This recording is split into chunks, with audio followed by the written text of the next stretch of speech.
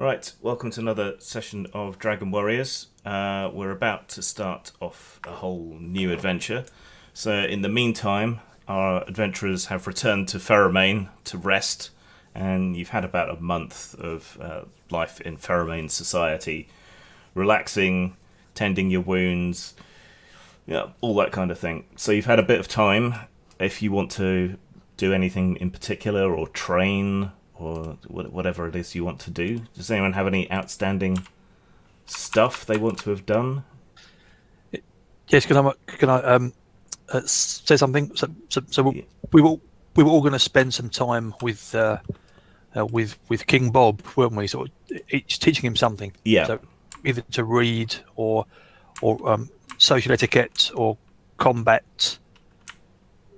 So we're all going to have some time with him to do that. So yeah, everyone can teach him a little bit of what they're good at. Oh, is that the young child? Yeah, we found. All right. Yeah, who's the heir to Erewhon? I want Brother Abbas. I've got about 15 spare weapons. If you want to replace the spear, or even Madrox, do you have a magical weapon? If ever, I can make magical weapons. Given time. Yeah, only one magical weapon. To improve my armor somewhere along the line. Yeah, well, there'll be opportunities now that you're playing again. I have a question for you, Jim.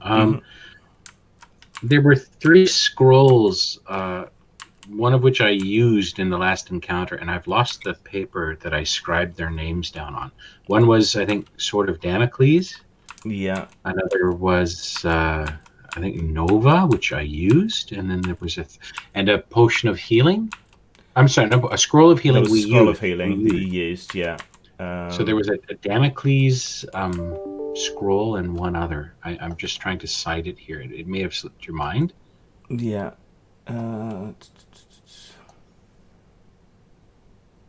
I could have sworn I put them on the sheet, but I may be missing it. I'll read it again. I'll have a look over again.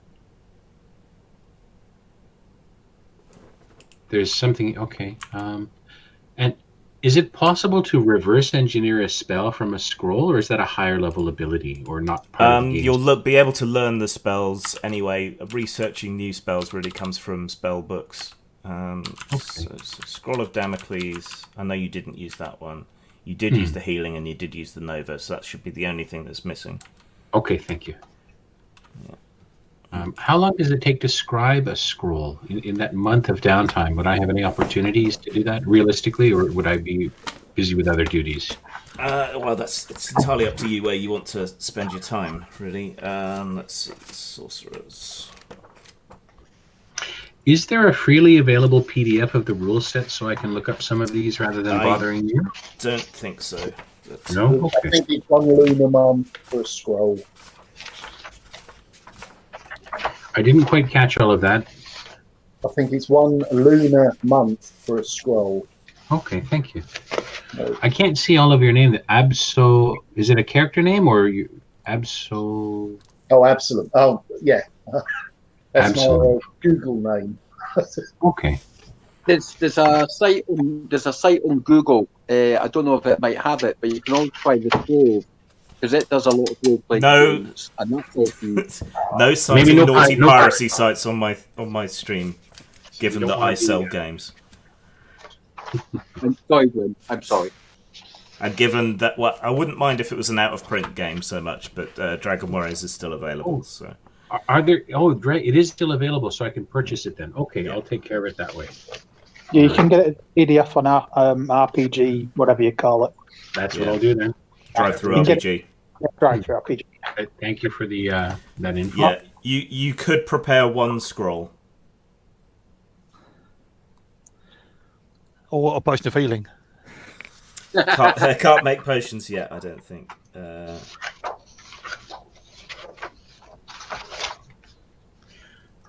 Well, would it be wise for me then to work on a scroll of healing? Or, I mean, I can cast that spell relatively easily. It is as long as I'm well rested. Yeah, it's a spell that you cast a lot.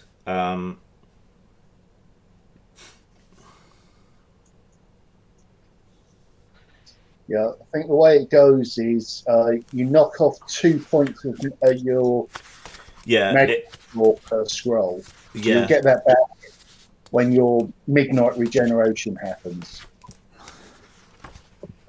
So it's a little bit cost effective, yeah. Yeah, it'll suppress 2 of your magic points until the scroll is used, but you can empower the scroll with a more powerful version of the spell. So you'll rank what? 5. Rank 5. So it would suppress 2 magic points, but So- greater healing is a level 3 spell, So and you can spend up to 5 magic points on it. So the scrolls then I already have. That means some poor sod from however long ago who wrote them has got points floating in them still. or they're dead and the scroll's left behind. You know, it's Okay. Yeah, but if someone nicks your scrolls, until they use them, I don't think you get to regenerate their total.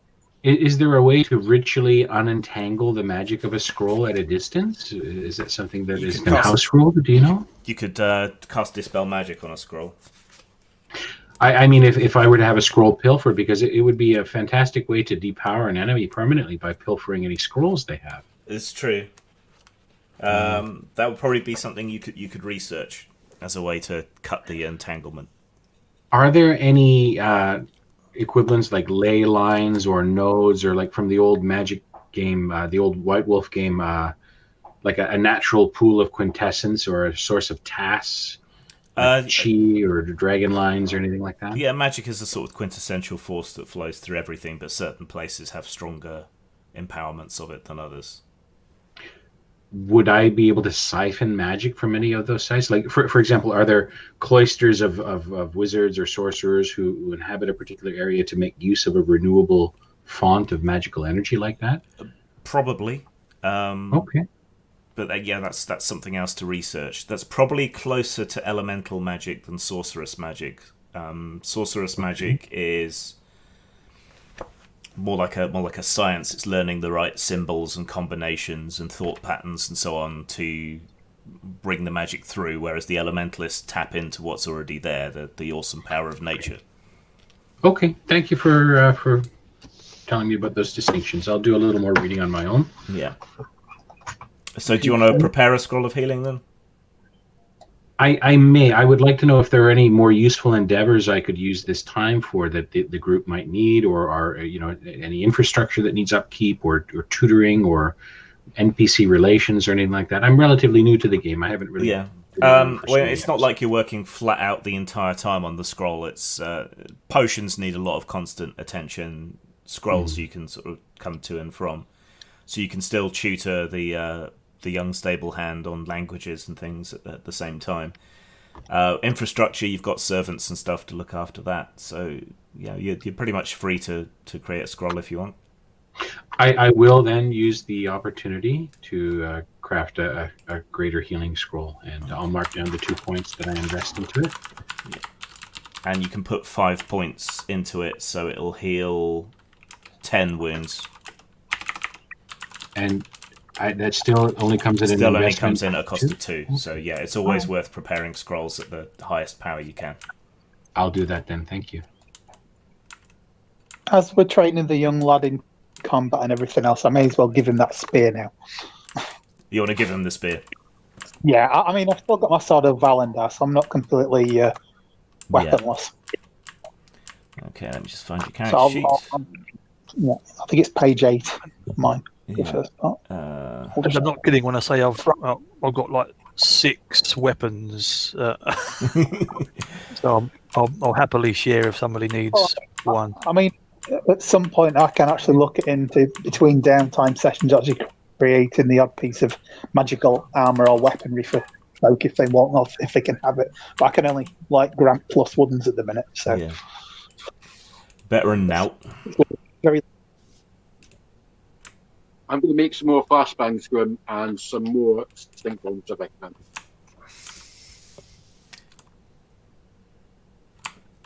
Sorry, you want to make some more flashbangs?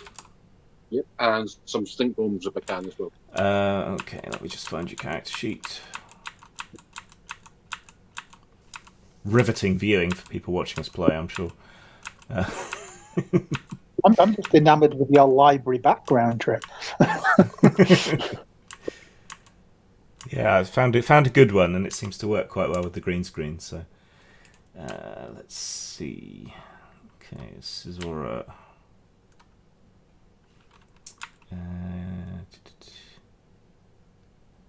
So you've got a few flashbangs left. Yep.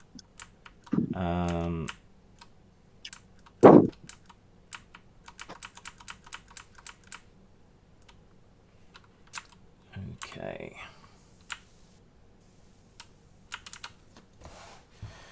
Can you roll a D100, please? 54. Okay.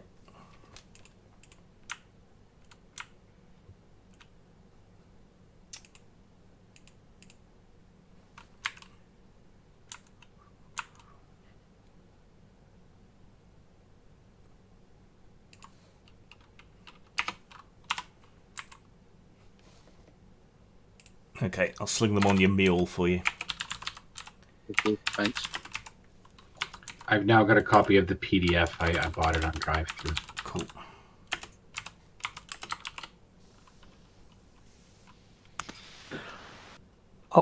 Oh, he's doing it. Is that still pay what you want? That used to be. I don't know if they're still doing an offer. It is indeed pay what you want, and to Cool. use a term North Americans viewing might not know, I'm skint, so I couldn't pay a lot for it, but I'll try and buy one of their other products at a better price when I come into a bit of money. Cool. The player's guide's probably worth it. Noted. Yeah, I didn't realise, like, because I only had the original 3 books before I got rid of them and got the hardback edition, that they had extra classes in there. Yeah. You know, and some of the weaker ones, it's like, oh, really? I never encountered those. Right, does anyone else want to get up to anything particular during downtime other than chilling out and drinking fine Pheromane wine? Well, I'll be teaching the boy about the social aspects. Yes, courtly manners and manipulation. Yeah, but also take how normal people are. Just so he's got an idea of from grassroots upwards, rather than the bellends he's going to have to endure later. He's certainly getting a very well-rounded education. I'll probably have to Can you think send- about bow tie. Can you send me a link to the character sheets again, Grim? Because I seem to have misplaced it. Okay, I did send it to you on Facebook. Things like not only how to lie, but when to lie. For anyone who doesn't already own Dragon Warriors, I've only just looked at it now for about a minute. The layout and editing, I'm not editing, but the layout is quite nice. Clean spaces, enough spacing between the sentences, proper paragraph indentations. It's a pleasure to see something done so professionally. And So you're simply, looking for it's forward quite and nice forward. and clean. Are we going to teach the lad the most important lesson of all, though? To If love. someone asks you a god, you say no. Yes, even yes, that's the one. I think I might take him on a survival montage. So we might go out on a boat for the weekend, some survival training. Mhm. I've got this Rocky Farm montage going off in my head now. Thank you for that. Yeah. Yeah, get all the hot and sweaty in the combat training with Becca. Shall enjoy that. So he's learning the spear and the sword, survival, people skills, thieving, some light alchemy. A bit of faith.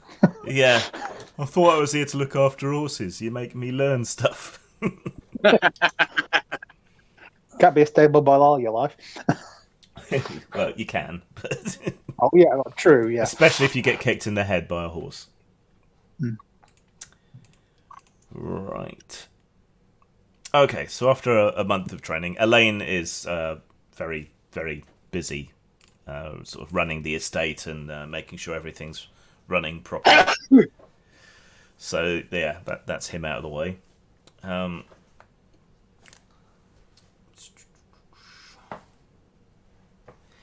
Right. So after a month and a couple of weeks,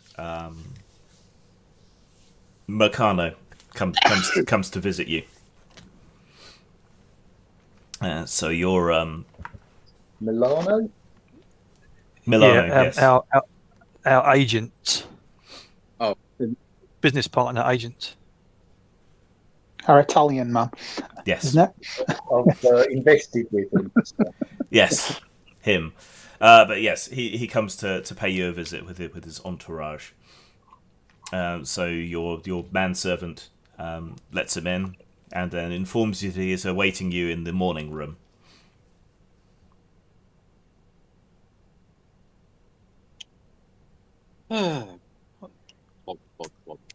Elaine's too busy going through the accounts books and throws a book at anyone who dares interrupt him in the study, so someone else is going to have to play host.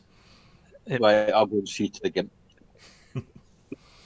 Okay. Madrox, we can't leave him on his own, can we? Let's go see him. It's not. Okay, so you drift in.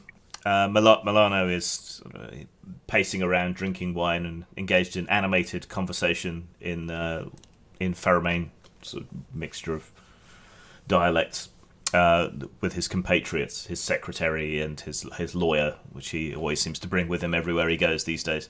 He certainly seems to have been doing well. He has a heavy gold chain around his neck, rich furs, the poofiest trousers you've ever seen, and the finest stockings. He seems to be doing well for himself. So when Cesaro shows up as being the first one in, it's, Cesaro, my friend, how are you? I'm doing well. How are you doing? Oh, very well. All my investments and my explorations, they go very well, or at least well enough to keep me in money. And your castle on Albion is very useful. Good. As long as it's being used, not abused, that's the main thing. Where have you been?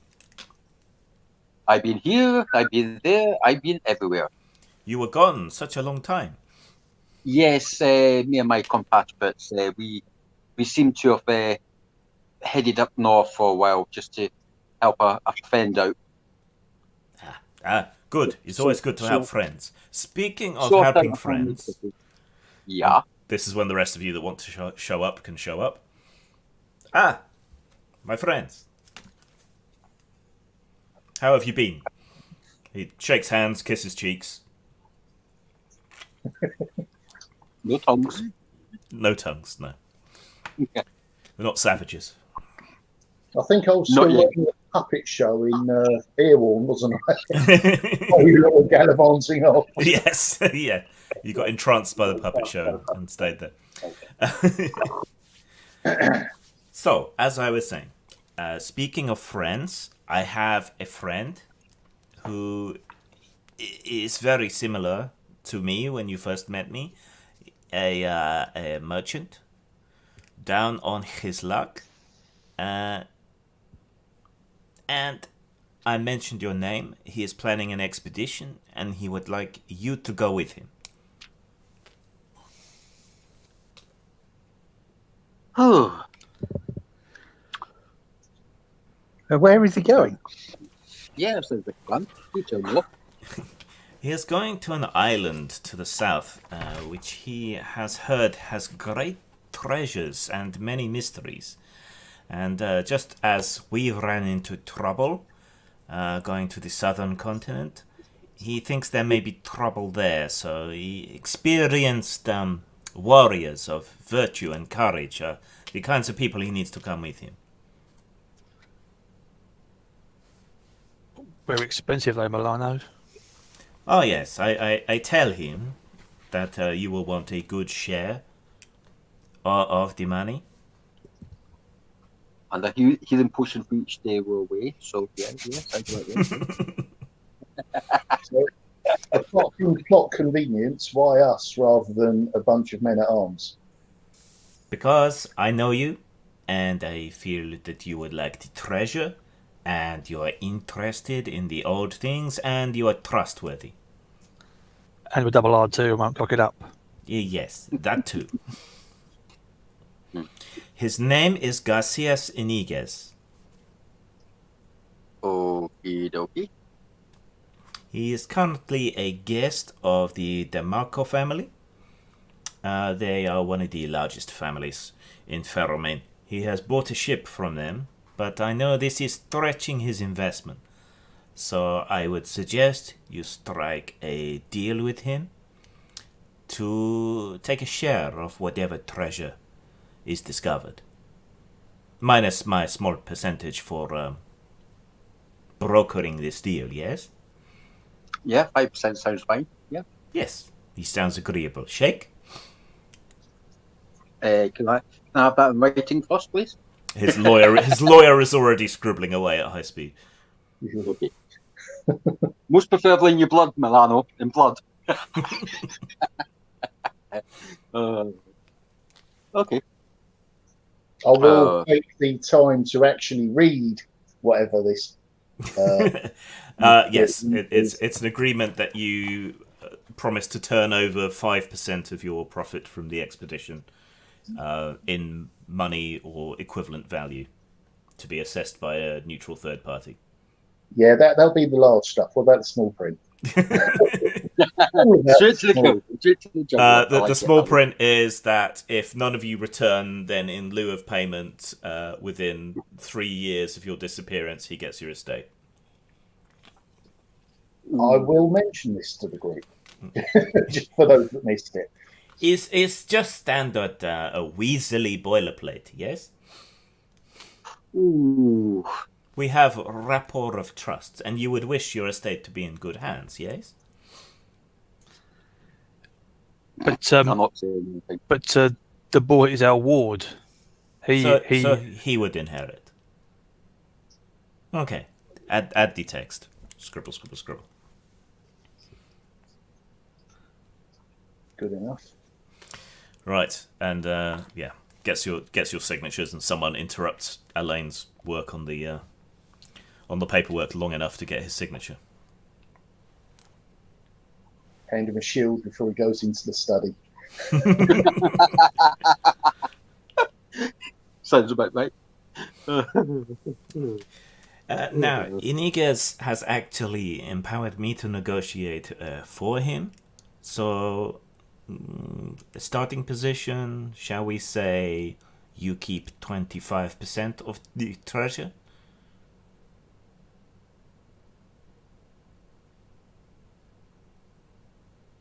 What do you think? Are we being hired as simple mercenaries, or is this a business partnership? Yeah, I think he just wants you to protect him and secure the place when he finds it, and to gather the loot and take it out. So, you know, the knowledge is his, the ship is his, there are many costs associated with this. I know this very well, you know this very well. We have worked together before. It's a reasonable opening offer, but you're my friends, yes? Are we in a position where we could maybe shoulder some of his investment problem? He's going to borrow a ship.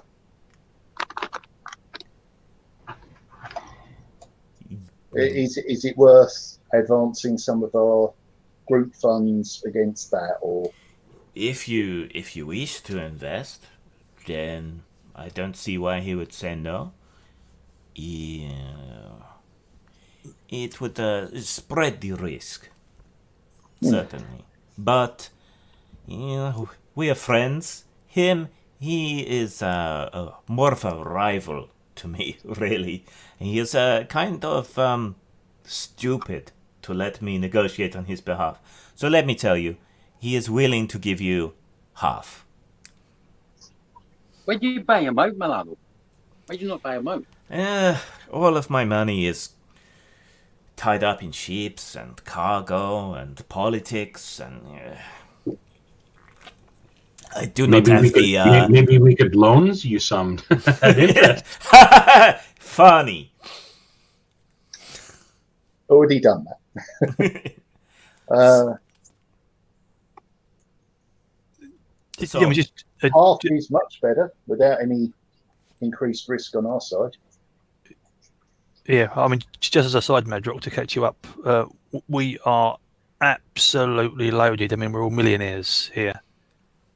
Pretty We much. must have about 200,000 florins between us. Yeah, easy. That's not enough to make the Dimitris wet their britches, but it's No, it's, but our estate is in the profit, isn't it? We're You're ticking over nicely. you're earning about 125 crowns a month from your estates. not bad. So that's what 1,250 florins a month. So that's essentially maintaining your lifestyle and allowing you to splurge occasionally. I suppose the only question is, gentlemen, is that when this goes south, as it almost certainly will do, what are we prepared to do? I mean, I'm happy to I want some action. I've got the Wanderlust. I want to get in there. If we've actually got those funds available, if we could work out how long the journey would take there and back, and on the assumption that something goes bad, we could actually have a follow-up ship to come and get us in case we're shipwrecked or something like that. Yeah, you could easily do that. In fact, take advantage of Milano being here and get mates rates on a follow-up expedition. I think that would be an excellent idea. So, if you're missing more than how long after you should be? Yeah. Well, was this meant to be that a month, 2 months, 3 months? No, 3 months was, if we've gone 3 months, then he looks after the estate for the boy. Yeah. So it's got to be less than that. Are long distance message birds used in this milieu? Yes, but there's Would also we be magic, able to- of course. But there aren't that many sorcerers. So I'm wondering if the ships would already have some form of messaging like that. I mean, we may just be able to send and receive messages like that, or hire a pigeoner. I don't know what they're called. You'd be able to send, but I don't think they'd be able to come back to a movie. Right. and it No, like depends we how could far send an away you are. SOS. I do have a high-speed messenger eagle. Assuming Yes. they're European swallows, of course.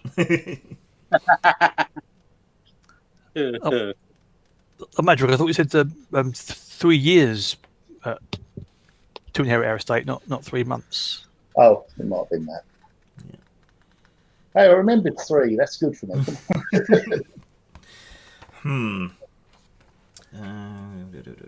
Well, I do have my eagle that we could send and receive messages from. Yeah. There's the issue of how does it find its way back to you? Well, the eagle is exceptional, and you have that magical connection with it, so it probably could find its way to and fro. That's a wonderful lifeline to have. I think Becca's idea is a good one. We can probably dispense with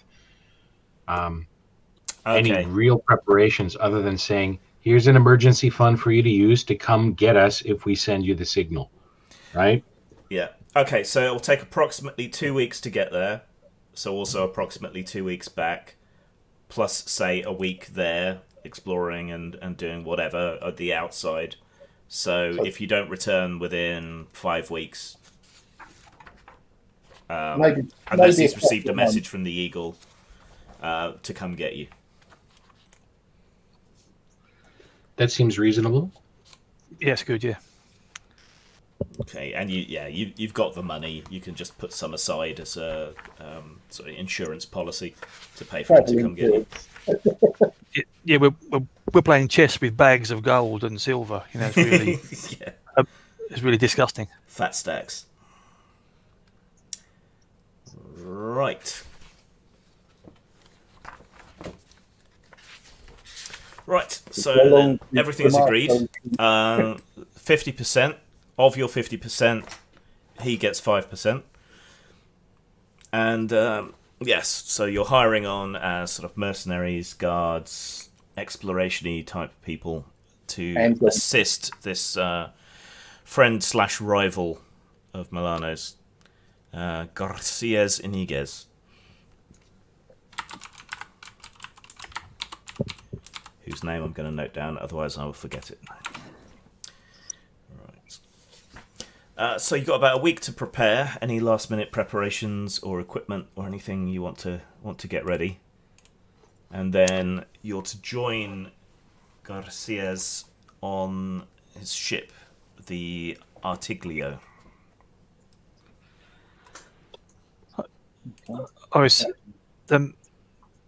How many healing potions do we have left? Not many. We could buy some.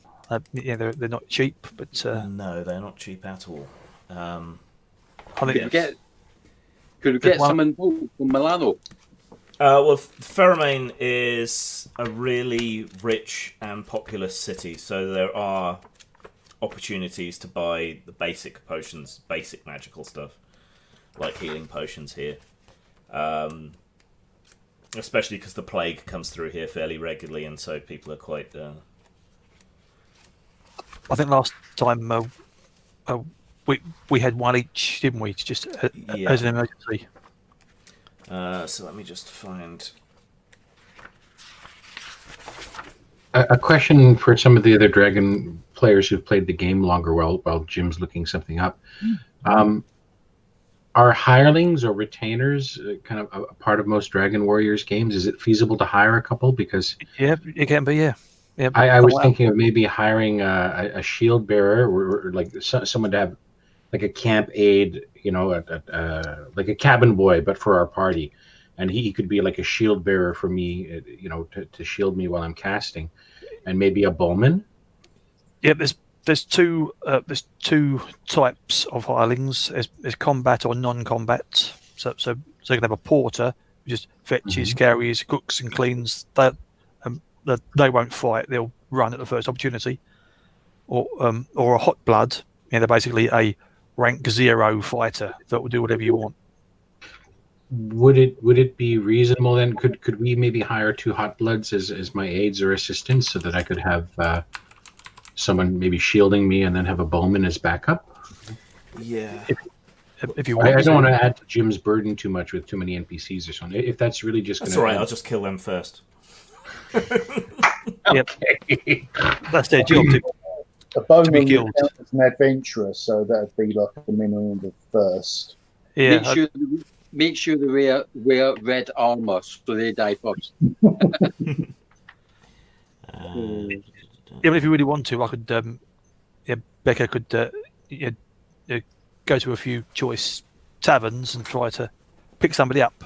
No funny jokes. So you just want a couple of hot-blooded people to join you fighting, yeah? Yes, one primarily to be a shield bearer, so that I've got someone to help protect me while I'm casting, so I don't have to have that tactical worry kind of infringing my ability to help the party.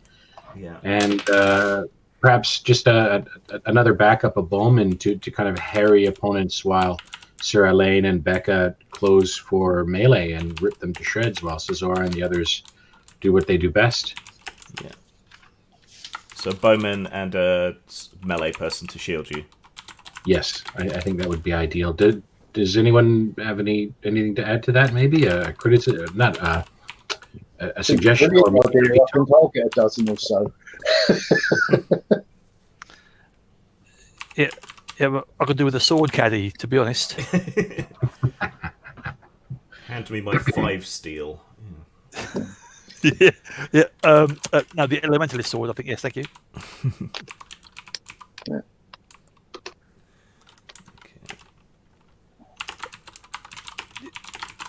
Yeah, I think because there were 5 of us, we got most things covered. But if we had a smaller group, then hirelings are useful. Yeah. I can't find the page though. It's page 116. So, I mean, if you want, I can make an effort. If you want some quality people, Kerrigan, do you want anybody of quality or just mooks?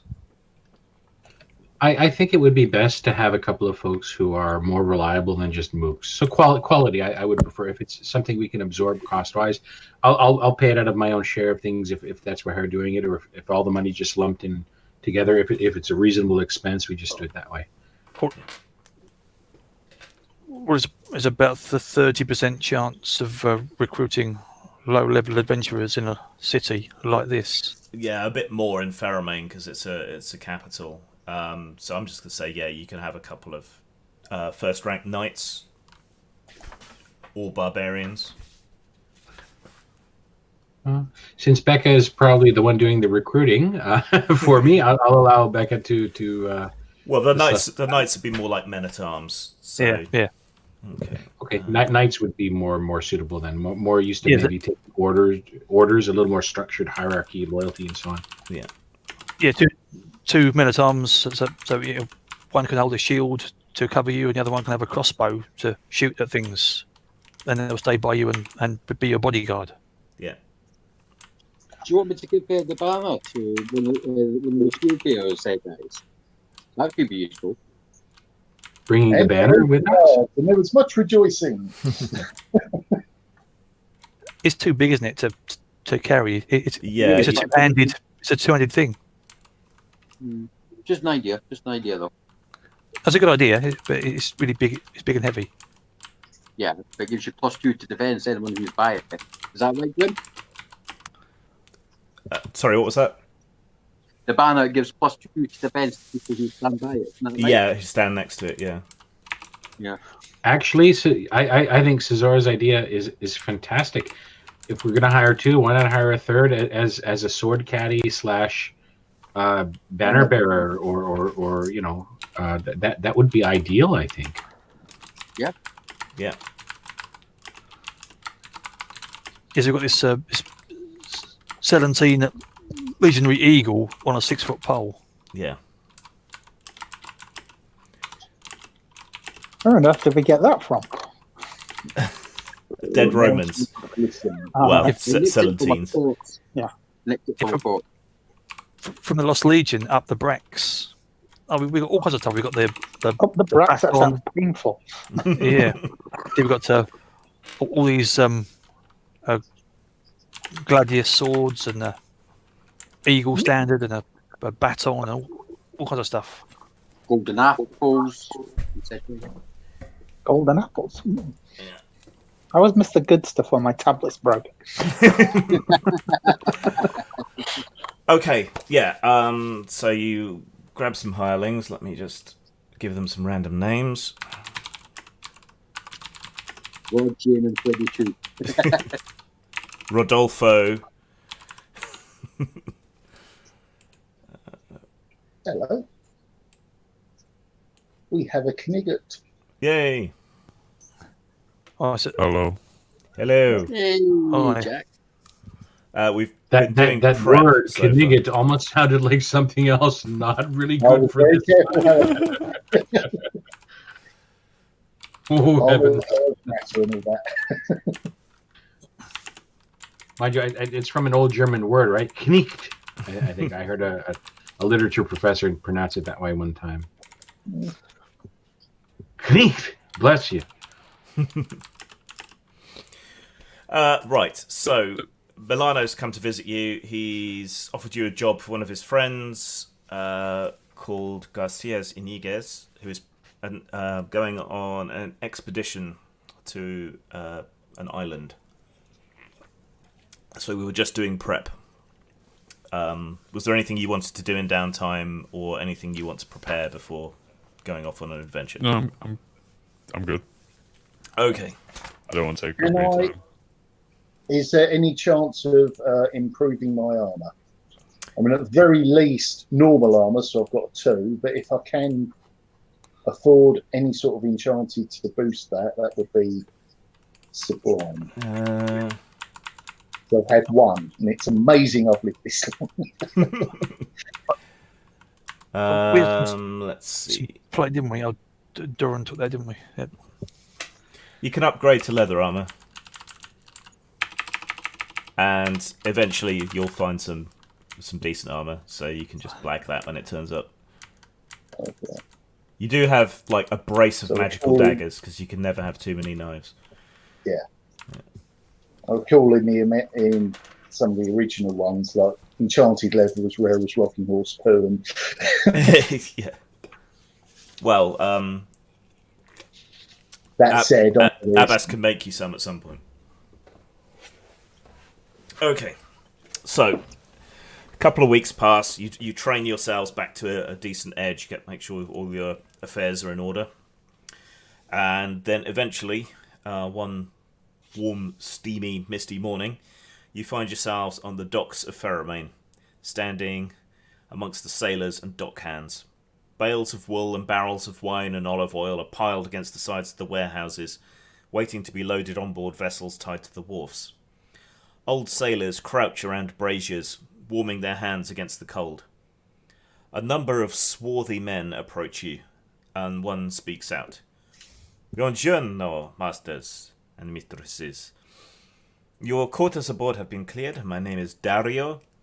I'll be yours aboard the Artiglio. If there's anything you need, just ask me. Can I help you with your bags?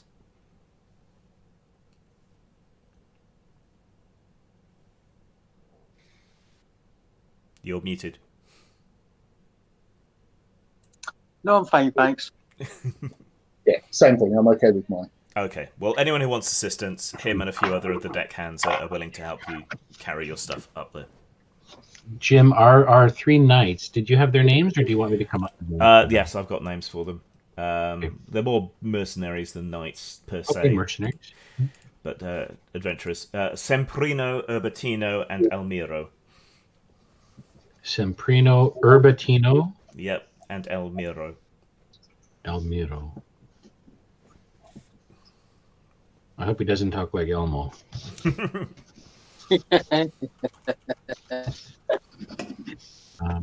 I will respond to Dario. I said, well met, Dario. Please show Semprino, Urbatino, and Elmiro to our quarters, and they can stow most of our gear. Okay, they grumble a bit at that, because, they're grumbly, grouchy, old grognards. But yeah, you are paying the bills, so yeah. There'll be some bonus ale at the end of things for you boys. Don't worry. Hooray! Dario leads you down the dock to an immaculately maintained vessel. It's broad across the beam, with high sides and a tall steeped mast. The hull is brightly painted with white and green geometric patterns, and the bow is dominated by two large blue bullseyes. A tanned and leathery man in black velvet and purple hose greets you at the gangplank. I am Captain Ferrucci, master of the Artiglio. I would have your people behave themselves while you're aboard my ship. I'm paid to transport you, not to put up with any foolishness. So get aboard and keep out of the crew's way until we get you to this bloody island. He is basically laying down the law and asserting himself over you. He's clearly had experience with adventurers before. Captain Ferrucci, you'll find that we are polite guests. Thank you for agreeing to the mission, and we will rely on your expertise. Good. A large, heavily built man in rich robes reclines on the deck, surrounded by a dozen armed men. You take this from Milano's descriptions to be Garcias. He looks up at you with heavy-lidded eyes. Welcome. Do you like my ship? I am your employer. If you so choose, well, you have already chosen. We have a contract. He laughs slightly to himself. I have received word through somewhat unorthodox channels that some ruins have been discovered on the island of Zathos. There's an item said to be hidden within these ruins that will enable me to become a true force to be reckoned with amongst the merchant fleets here. Milano recommended you to me, and he has become cautious with his success. But you helped establish that success, so I'm hoping this will be a grand venture for all of us. This item is mine. I will compensate you for anything else, and we will split everything else according to the deal Milano gave. But whatever happens, this item must be mine. So, could you describe it? Not yet. I wish to keep things close to my chest until then. Milano may trust you, but I don't entirely trust Milano. Your caution is certainly understandable. Were our roles reversed, I would imagine none of us would have none of us would lack similar concerns that you've just expressed. But contracts, of course, are enforced by legal codes. We'll honor the contract. You will, of course, indubitably honor, however, will color, I hope, most of our interactions. The captain shouts out, "Clear the deck!" Like that. One hand in with the other. I will hold his eyes, and this may be unusual for him as a one. I will hold his eyes until he either nods or makes some form of nonverbal communication of acknowledgement of what I just said. He nods slightly. Okay, that's acceptable. Bless you. Gesundheit. Knicht. Danke.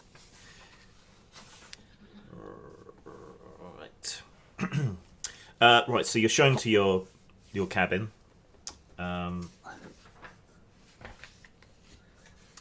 Dario sort of takes you through. There's fresh blankets. There's your own personal stores of water and dry food and pickles and things that you are allowed to take from the main ship supplies as well. There's lanterns, plenty of oil. It's as comfortable as you could expect to be on here, though it will be a bit cramped with all of you in here. So it was one cabin for like the 10 of us or whatever. Yeah, pretty much.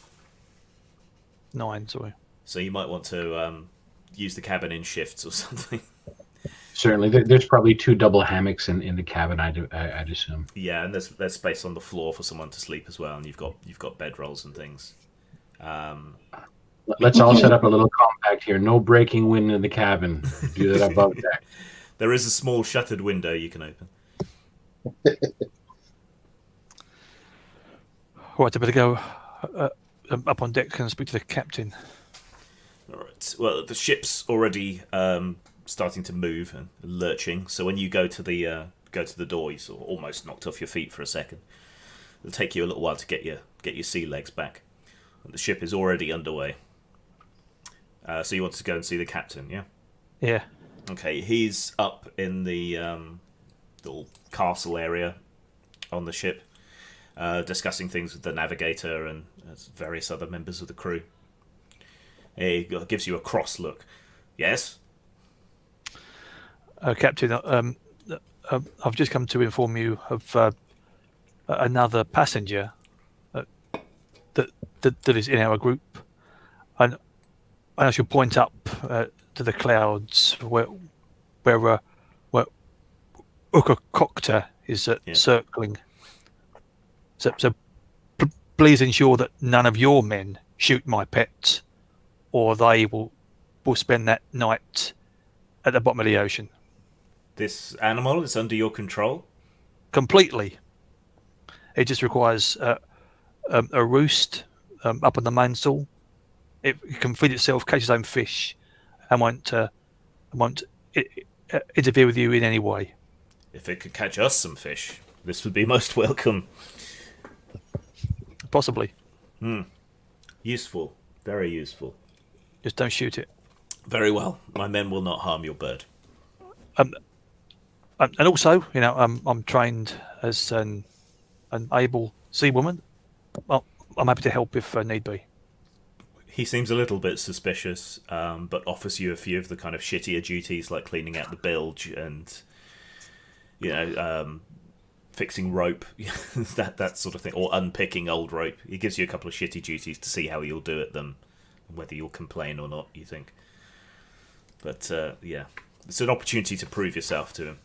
He strikes you as a difficult man to impress. Yeah, I get that. Yeah. I'll hit the crow's nest to him. The crow's nest, yeah, you can squirm up there. Yep. There is a lookout already up there, so it's a bit cramped now. That's fine. I have a very tangential question, but I don't know if this might help improve relations with the captain or our benefactor here. But how rare or not rare is ice, for example, in this kind of setting for chilled drinks and Pheromone's the equivalent of the sort of time of the princes in Italy, in Venice. So you're kind of on that parallel and heading south. So there is snow and ice occasionally in the winter, but not a great deal of it.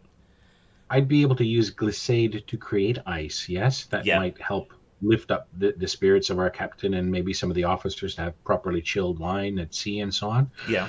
So little touches like that before we arrive to our adventure point. If I can help improve crew morale or build up a little goodwill by little touches like that, I'll do so. Yeah.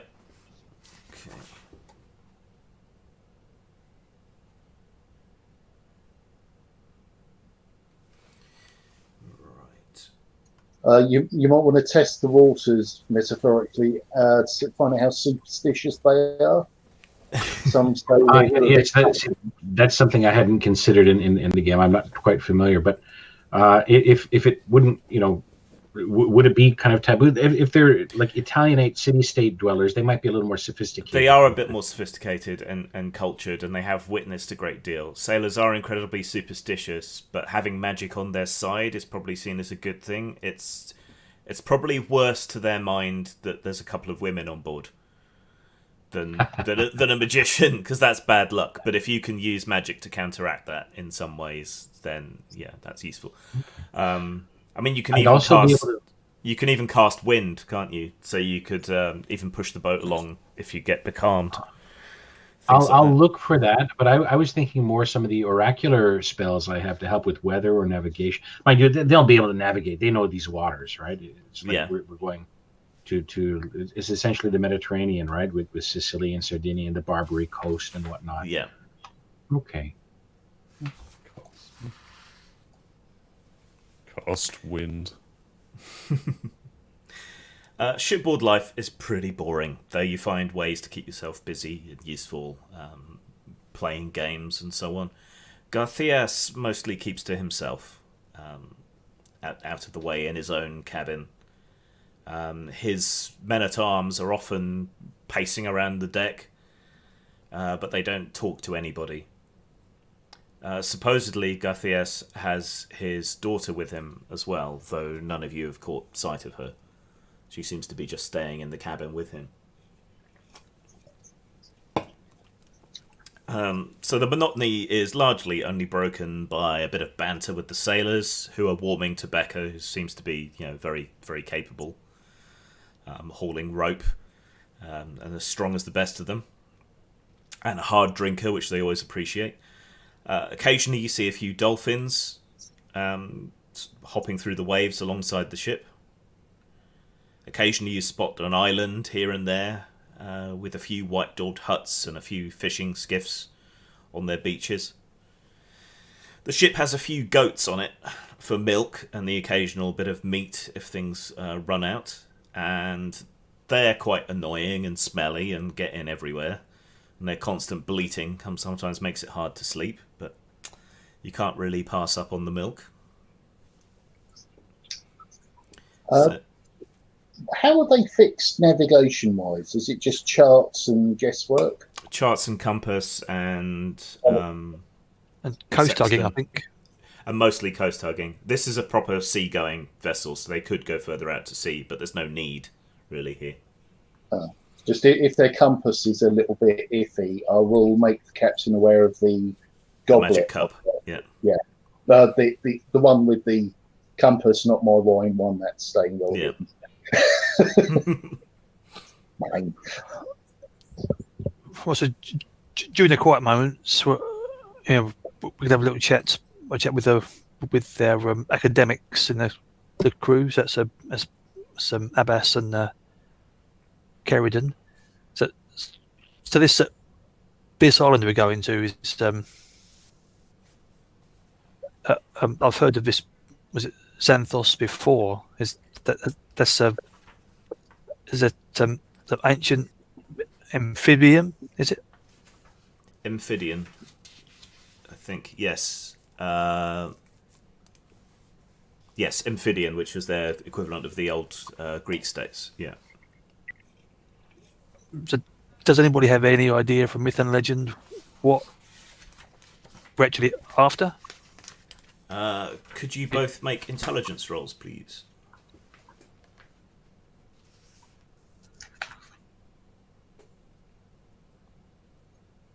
That's D20, isn't it? D20 under or equal to your intelligence. Yeah.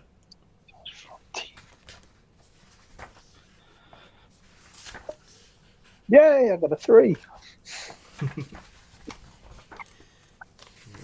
And what did Kerridan get? A success as well. I scored a 6. So Xathos. Okay. Between you and your flawed memories, you piece together some of the information that you think you know about this. So Xathos was an important island, spoken of mostly only in legend, in the golden age of Emphidor, which is the equivalent of ancient Greece. At that time, the gods were said to often visit the earth and sport with human women and men, and their offspring, who were born with divine gifts, strode the land and were mighty heroes.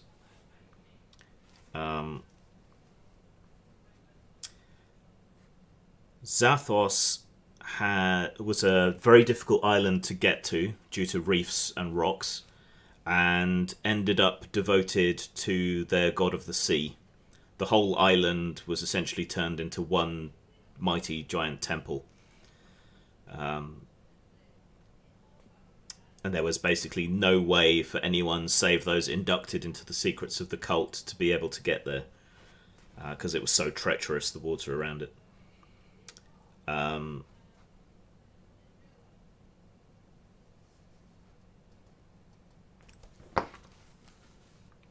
However, so secret was that knowledge that after the island was wrecked, supposedly by some great earthquake as a final punishment from the gods, that no one was left who knew the way to get there. So the whole island was reduced to ruins, but no one's been able to get close without being wrecked or drowned due to the various problems around the island. And it's still considered cursed by the islanders nearby. Sounds like a mixture of Atlantis meets Cyprus. Yeah.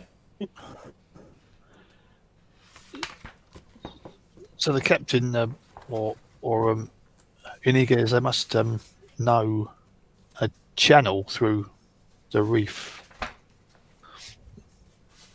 So you can assume.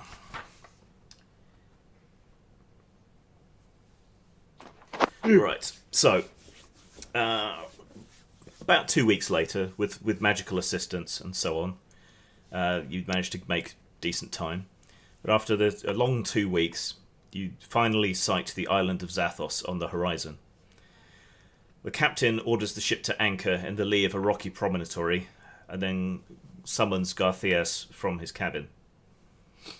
And you overhear their conversation as you're brought up on deck as well by the cries of "Land ho!" So the captain is remonstrating with Garthias. "I will not risk this ship to that rocky cove. You must row a boat ashore instead. We will remain here." And he points to the ship's launch, which the sailors are already moving into position. Right, before we go, your lodge, your captain ship. What's this item we're looking for? You told us that you were going to tell us what it looks like. So you're going to tell us what it looks like now. That's his business, says the captain and points to Garthias. Sorry, Garthias, my bad. Garthias. You'll know when you need to know, and not before. All right, okay. Can you row, any of you? My men are not used to the ways of the sea, and I could not exert myself in such a way. I can pull an oar, if that's what you mean. Good.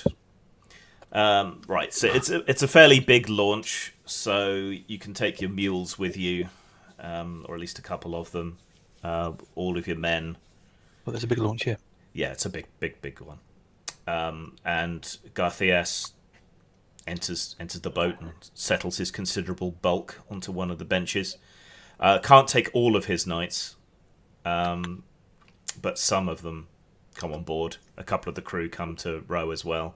It's going to take 2 trips, basically, to take everyone and everything that needs to be on the shore. Good. How many people are coming? Well, there's 9 of us, isn't there? Yeah. So there's 9 of you. There's Garthias. Actually, 3 trips. 6 of his knights. His daughter. And a couple of animals. So yeah, 2 or 3 trips. But Garthias insists on coming on every trip, and with his daughter being on the trip as well. Question about the daughter. Roughly, how old is she? Is she an adult? Or is she Can't get a very good look at her. She wears a hooded cloak all the time, even though it's very warm here. She's constantly swaddled and hooded and hard to see. Garthias is very protective of her and keeps sort of interceding his bulk between her and the rest of you. So you can't get a very good look at her. Maybe 12, 13, 14, 15, that sort of tween to teen age, you think? Well, Beggar will row, and the 3 Stooges, they can row as well. Yep. Okay. Garthias and his daughter actually said that sit at the front of the boat, and it's his daughter who seems to be pointing the direction, and then Garthias offers the instructions to whoever's rowing. So on your trip, you're all aboard, crammed in. After sculling around the promontory, the boat starts to pitch and yaw amidst the increasingly choppy rock-strewn waters. It's a white-knuckle trip.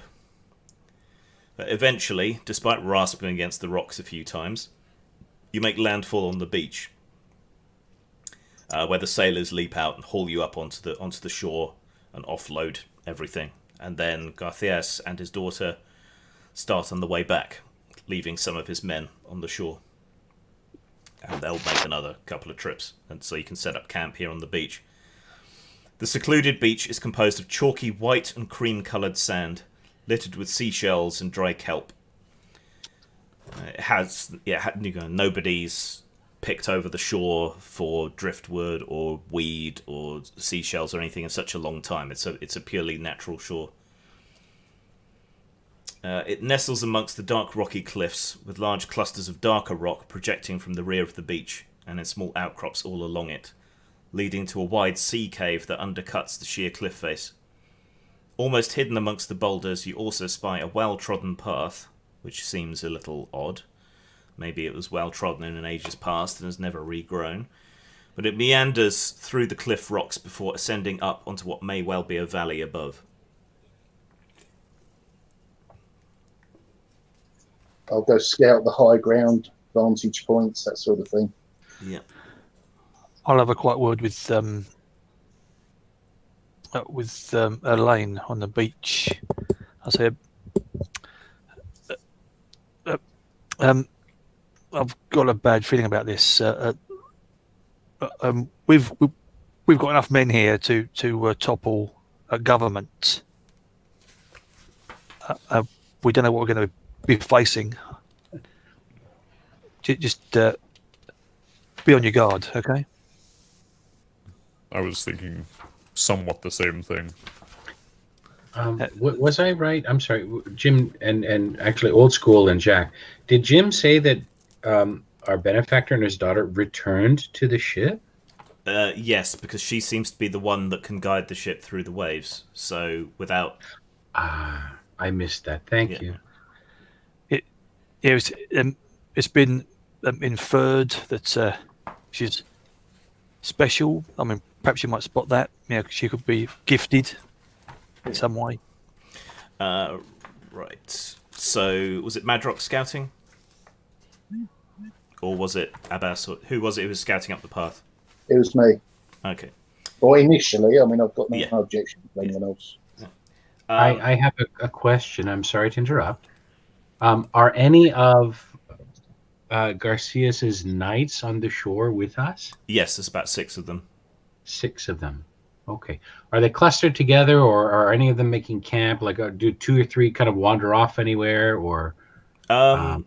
They sort of wander around in pairs, but never straying too far. They don't seem to be interested in setting up camp, but they're moving around a lot.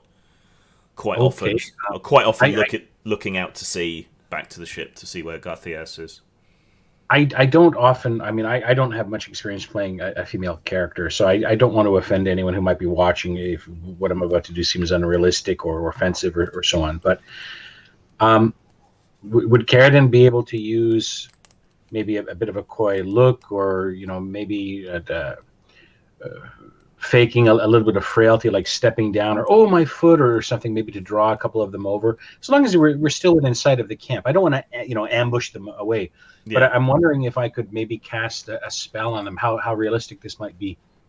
Would it be reasonable for them to be considered rank 1 to 3? Yes. So that I'm just out of character. I'm thinking of perhaps using a spell here. I believe it's command. Mm-hmm. And then I might be able to ask them a couple of questions about Garcias and his daughter. I'm going to read a little more bit about the spell, but I was thinking of having that idea, and before I proceed, I'll perhaps consult with the rest of the party about it. But I mean, they're not going to respond to any coy overtures, so you'd have to find some other way to split one away from the group if you want to be subtle about it. But yeah, you say, "Oh, my ankle," or whatever, and they pay absolutely no attention whatsoever. I understand. Thank you. I'll shush for now until I'm ready. Okay, so Madrox, I think, climbs up the cliff and has a look over. The ascent up from the beach is steep, but the going is relatively easy. Many years of use, however long ago they were, seem to have worn a solid path amidst the scrubby trees and through a gap in the forbidding cliffs. Overhead, seagulls caw and swoop, angry at your intrusion, until Becca's eagle chases them off. Emerging from the topmost tree line, you find yourself on a slight rise overlooking a lush green and verdant valley extending quite far into the distance, surrounded on either side by huge cliff walls that reach into the sky. Ahead, the remnants of a massive marble temple complex dominate the closest part of the valley, giving way to a series of overgrown and wild olive groves and grape trellises behind. To your left you see the ruins of a large number of tumbled stone buildings, which must surely be uninhabitable. At the rear of the valley, massive cuttings in the stone walls form a great square-sided alcove in which building materials have been stored. So no signs of inhabitation at the moment? No. You've got your suspicions that maybe there's a handful of people here, or a handful of people have found a way to get here. But you mentioned building materials. They are not ancient and weathered and become detritus because of exposure to the elements, have they? So they're in good working order, yes? So it would seem. Okay. Well, I'll get a layout of the place enough that I could draw a reasonable map in the sand. Yeah. And go back. Also, if there are any other nearby high points, just to get a more mental 3D map of the place, and before I go back, I'll do that. I mean, there's these high cliffs surrounding it all, and it's quite mountainous beyond those cliffs. You could explore a little way either side. There do seem to be a few, now you've had a chance to really look, a bit of movement catches your eye, and there seem to be a few wild horses moving around the ruins of the temple, sort of grazing on the shrubs and grass that grows up between the cracks. So it's a fair sized island then. Yeah, it's pretty big. It's maybe, well, the sort of temple valley is maybe 2 kilometers long from where you are, and the island is maybe another kilometer long. Nice. Okay. But you can return to the others. Yeah, the ship is making its third and final journey. So Garthias, his daughter, all of his knights, a couple of the sailors sort of stay here and throw up a canvas shelter and start making a fire out of driftwood. Oh, can Becca use her eagle to scout the general environs? Yeah. Can she communicate with it in a complex way, or is it not in a very complex way, but so it's just like threat, really? Yeah. Your eagle doesn't seem that worried. No, that's fine. Yeah. It's just like food or threat, isn't it? Yeah, pretty much. It might get mobbed by goals. When you're close, you can convey fairly complex commands, but you can't talk to each other.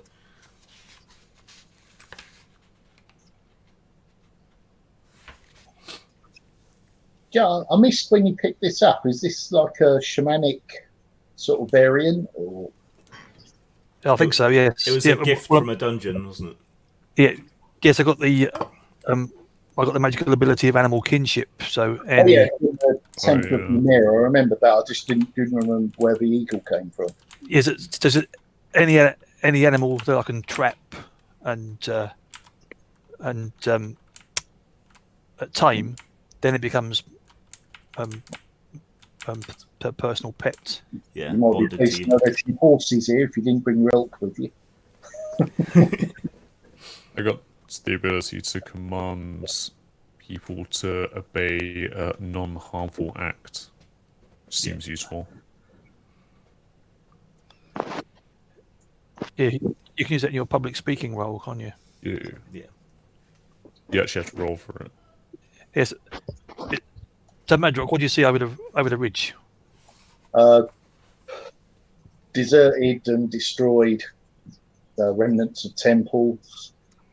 There might be people still living there. I don't recall seeing any signs of smoke or anything like that.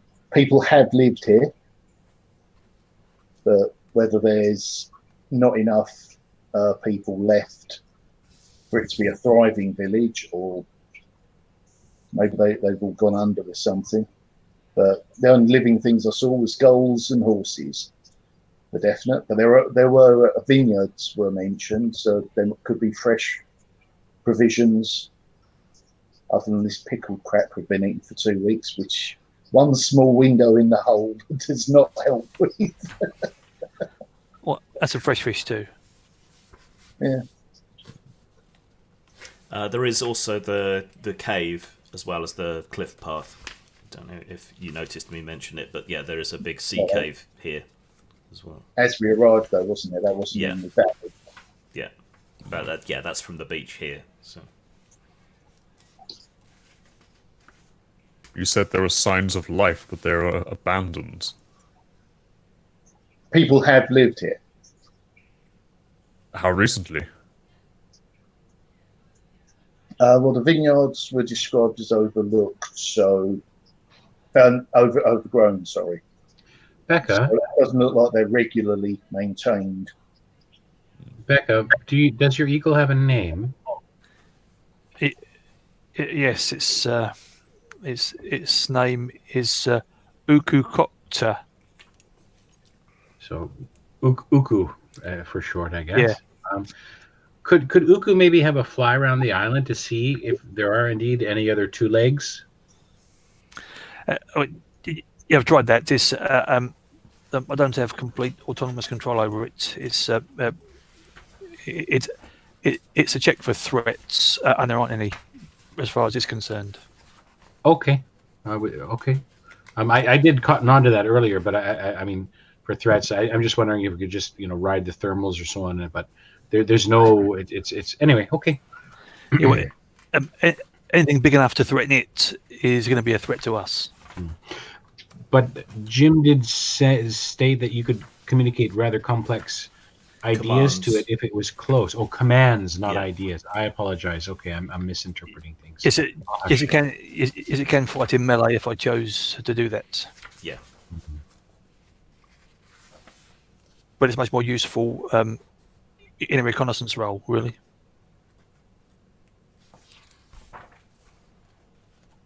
Is anybody else getting a really bad vibe about this whole mission? I do. My teeth are itching. I don't like the sound of abandoned settlements. Gentlemen, people don't abandon settlements for no good reason. Once our party is alone, or we have a moment where we're just sequestered, amongst ourselves, out of earshot, I'll gather everyone and say, gentlemen, when I have the opportunity, perhaps to attending to one of the wounds on one of the knights here of our employer, I'm going to try ensorceling him briefly to question him about the daughter and our benefactor somewhat. Does anyone have an objection or about that? Are they aware that such a thing has been cast after the fact? That may be a two-step process. I would perhaps be able to transfix them, and they would probably, as far as I understand it, they are not certain. They should lose memory of the period of time, a few moments that I have them under that higher level spell. That's a good idea. Madrox the face man. Yeah, but you're talking magical interrogation. That's we can do it the old-fashioned way, can't you? Yes, I might maybe have Madruk aside with me. I may ask Madruk at one point if I'm tending one of the knights and I'm going to invoke healing magic to help them, for example. I'll maybe call you over if you're not indisposed, and I'll ask you to bring some extra hot water, for example. And if I give you a wink or a nod or just maybe a tug of my left ear, that'll indicate that I'm going to try and sequester the knight and ensorcel them, and then perhaps transfix them after the command spell. okay. And maybe we can ask a couple of things. So a brief aside to Grim, we sort of skipped the 2-week journey. Yeah. Was there any interaction with them at all? Because I would have been doing not quite the scale that Becca could, but I would have been sort of helping the crew. Yeah. I think he means Garcias and his daughter, or who was sequestered largely, you said. Yeah. Their knights were seen on deck, but they don't talk with anybody. They don't talk to you. They just kind of stare at you whenever you talk to them. So they're rather an unsettling mob. Would have tried running through a few different languages with them, see if there's something that they just never talk. Maybe it's a vow of silence or something. Or maybe they just don't understand you. How can you be certain if our benefactor has anything to hide from us that his knights would be privy to this information? The only one thing he's hiding from us is his daughter, because he doesn't want to lose his daughter. His knights might be hired goons. I mean, I've served as a knight before, as you know. I wasn't told everything about the orders of my commanders. No, but there's clearly a hierarchy at play here, and Garcias probably has one among them, the senior man among them, who he gives orders to, and then he delegates their duties. I suspect they're either ensorcelled some way, or they are uncommonly disciplined and uncommonly regimented, which in and of itself is likely a bad sign. That's usually religious, isn't it? Their movements and the way they carry themselves aren't particularly disciplined. Not even with the kind of drilled by experience combat awareness that barbarians have. They're always moving. You never see one of them by themselves, usually. They seem impatient with everything. Would I have had opportunities to stealthily employ detect aura during that trip? Yeah, if you wanted to. Can we maybe kind of in the mind's eye rewind a little bit Yeah. to maybe a night or two where I could perhaps test the aura of Garcias himself or his daughter if she was ever out and about? I'll allow you to determine when I had an opportunity to test either one of the knights, ideally the senior knight if there is one, or senior man-at-arms, or Garcias himself. The only opportunity you'll have had to really look at Garcias or his daughter will have been just now, so you'll have to cross off the magic points for now if you want to scan them. For the men... For the men, I'll do the men then on the boat. You could do the men in downtime, so you've had plenty of chance to look at them. Hang on a second.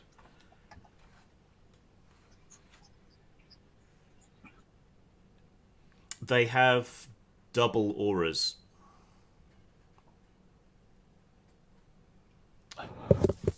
So when you look at them, you see two auras simultaneously. What does that signify? Is that something I might know already? Could be possession, could be an illusion.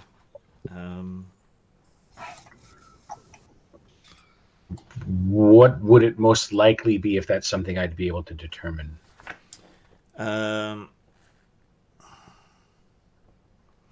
You think it most looks like a glamour cast over something, so their appearance is a cover for something else. Thank you. I'm going to look at my spell list to see if there's anything I have that might be able to pierce that. If anyone else has an idea about the spells, I'm not familiar with the game system too much. Let me know briefly, but I'll hush for now. Thank you. Okay. I will relate this to my peers, perhaps during downtime as well. They're glamored. They're ensorcelled. I'll let my peers know, and there's some glamour affecting them. The knights. Magic would do it, maybe. I'm wondering if perhaps their true natures may be masked over somehow by what's going on. Did you want to try and scan Garcias and his daughter? Is there an absolutely subtle way I would be able to do this, or is it very overt casting? That spell isn't very overt. You can do that on the sly. Yes, I will mark off the appropriate expenditure here. Right. Garcias seems entirely normal, but there's a faint sort of residual magical aura around his neck, some sort of necklace or something he's wearing beneath his clothes. His daughter has a fairly blazingly powerful magical aura. Blue-green, liquid, constantly moving. But it's a sickly blue-green. If it was water, you'd think it were stagnant. So she has a powerful natural aura, but there's something off about it.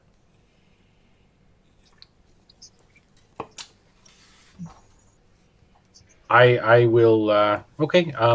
When I do have a moment to mention this to whichever the my companions is closest, if it's Sir Elaine or Becca or one of the others, I will kind of hush them over and like, hey, I've seen something over here. I don't have much bushcraft. Could you tell me what might have made this, Becca? And once we're the two ladies are together, I'll just make sure no one's immediately overhearing us. And I'll say, Becca, the daughter has a blazing magical aura, and there's some kind of stagnation involved there.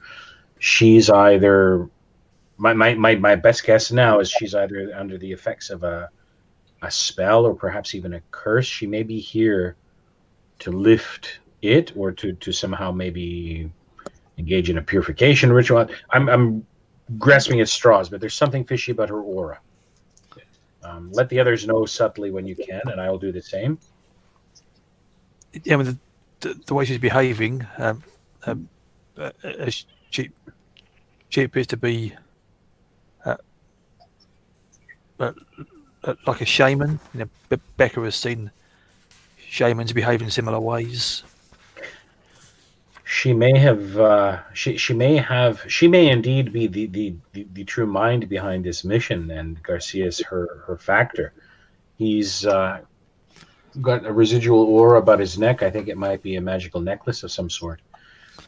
So we should observe them. Please observe them as best you can as we go out and about. I do have an artifact that might that might help. Was given me by Mother Macready, but it only works once. Go on, please. It's a hexstone that reveals the true nature of something. So I don't really want to waste that to confirm something that we already know, really. Agreed. I think that would be something useful to have in a dire circumstance that may yet unfold. It's brother Abbas might. I mean, his speciality is auras. He might be able to add some further insight.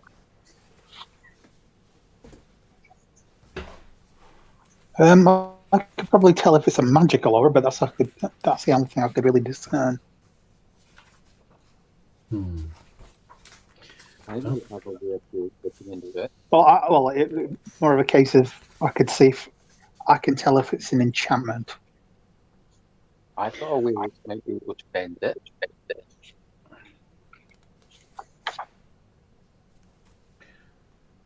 Perhaps when we take a short break, the party of adventurers, after we hike a kilometer or two, or before we enter the ruins, we'll have a chance just to sit down, take a bit of water, and a bite or two of our rations, and we'll maybe hobnob our heads together and make sure everyone knows this information.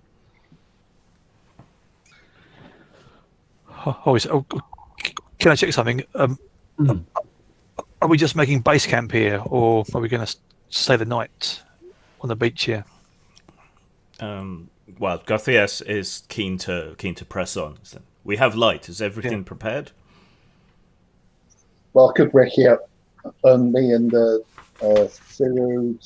Caesura. Might be better off wrecking the village if there's buildings that are not being used. Rather that than a windswept beach.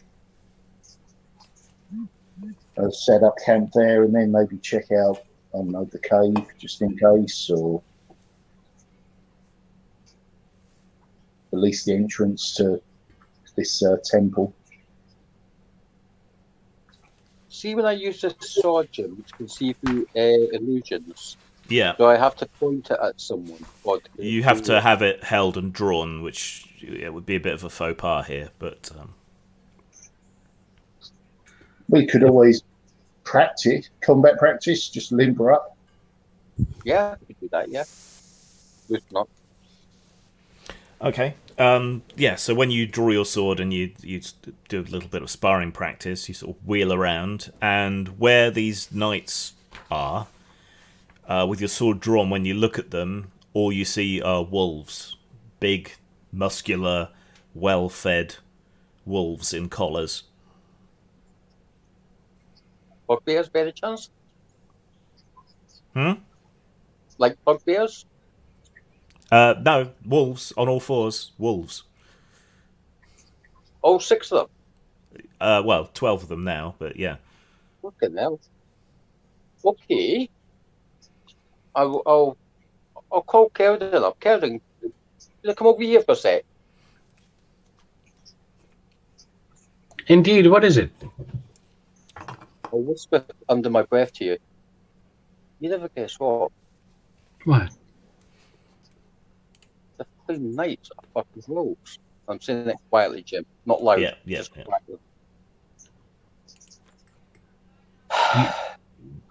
The 12 knights are fucking wolves in sheep's clothing. Well, we don't know for sure if we can trust them or not, but we shouldn't just assume they're traitors. No, wolves.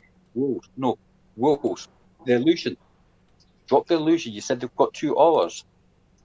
They are fucking wolves. You mean like wolves? Yeah.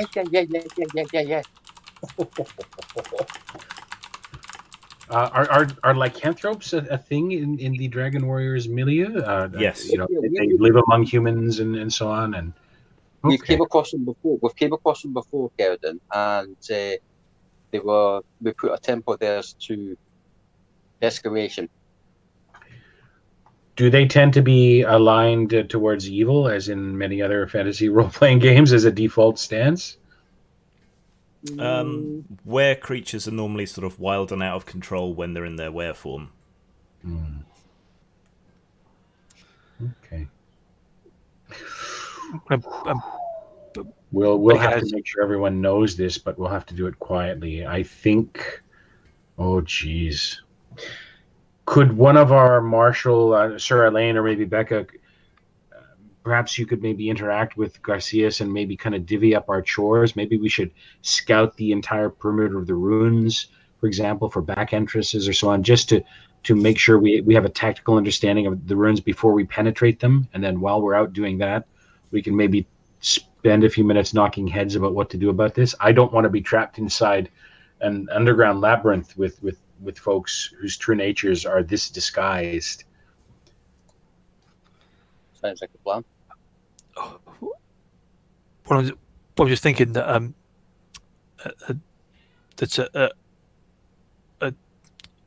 what we know about Milano, is it's all about the bling, isn't it? Yeah. With him, these pheromone folk, it's about presenting an image.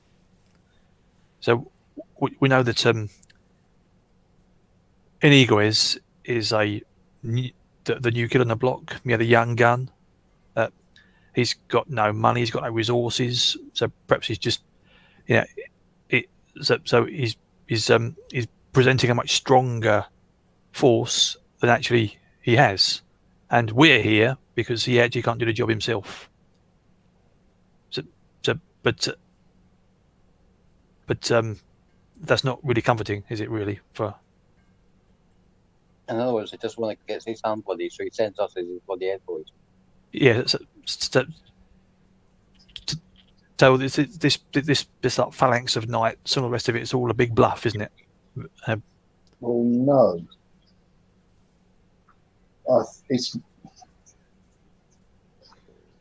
He didn't tell us about them. Sometimes you're the adventurer, sometimes you're the hireling, and we're the hirelings. I think it's going to be us doing the grunt work, get out, and then after we've been weakened by whatever else we've got a hassle, we're going to get jumped and fanged.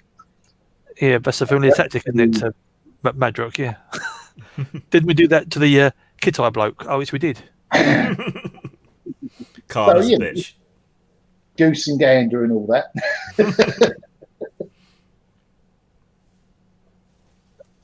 But yes, I suppose, let's focus on the job, So let's have our tactical duties, yeah. I reckon we'll be completely safe until the very end. Yeah, probably, yeah. And so keep that in mind. Right. So, Garcias is starting to get a little impatient now. Are we ready or not? Well, my lord, if with your permission, we'll scout the interior, see if we can get a place to stay for the night. Must we wait another day? Oh no, maybe an hour. Good. There's yes, village. I suppose I can see the utility in having a camp. Certainly, yes. Okay. Do you know which building we're going to search? Is it the temple? It should be the main temple. But let's go. Okay, so assuming everyone is going along, there's quite a big troop of you, all people considered. The sailors stay on the beach. The rest of you form a long line and climb up the path. Would we be better off with Caesura. Caesura, scissors, run with scissors, and myself scouting ahead? Yeah. You can scout ahead and give you a bit of warning in case anything untoward happens. So just to re-describe it. So you're on a slight rise, overlooking a lush green verdant valley, extending quite far into the distance, surrounded on either side by huge cliff walls that rise up sheer. It's a hugely defensible island. And through this valley runs the remains of a massive marble temple complex that basically runs the entire length of the valley, just broken up where nature has reclaimed parts of it, and gives way to olive groves and grape trellises behind it, which are only sort of somewhat maintained, maybe a little. To your left, there's the ruins of a large number of tumble-down stone buildings, which seem uninhabitable and overgrown with thorns and other scrub. At the rear of the valley, massive cuttings in the stone walls form great square-sided alcoves in which building materials seem to have been stored. So moving on down, you can either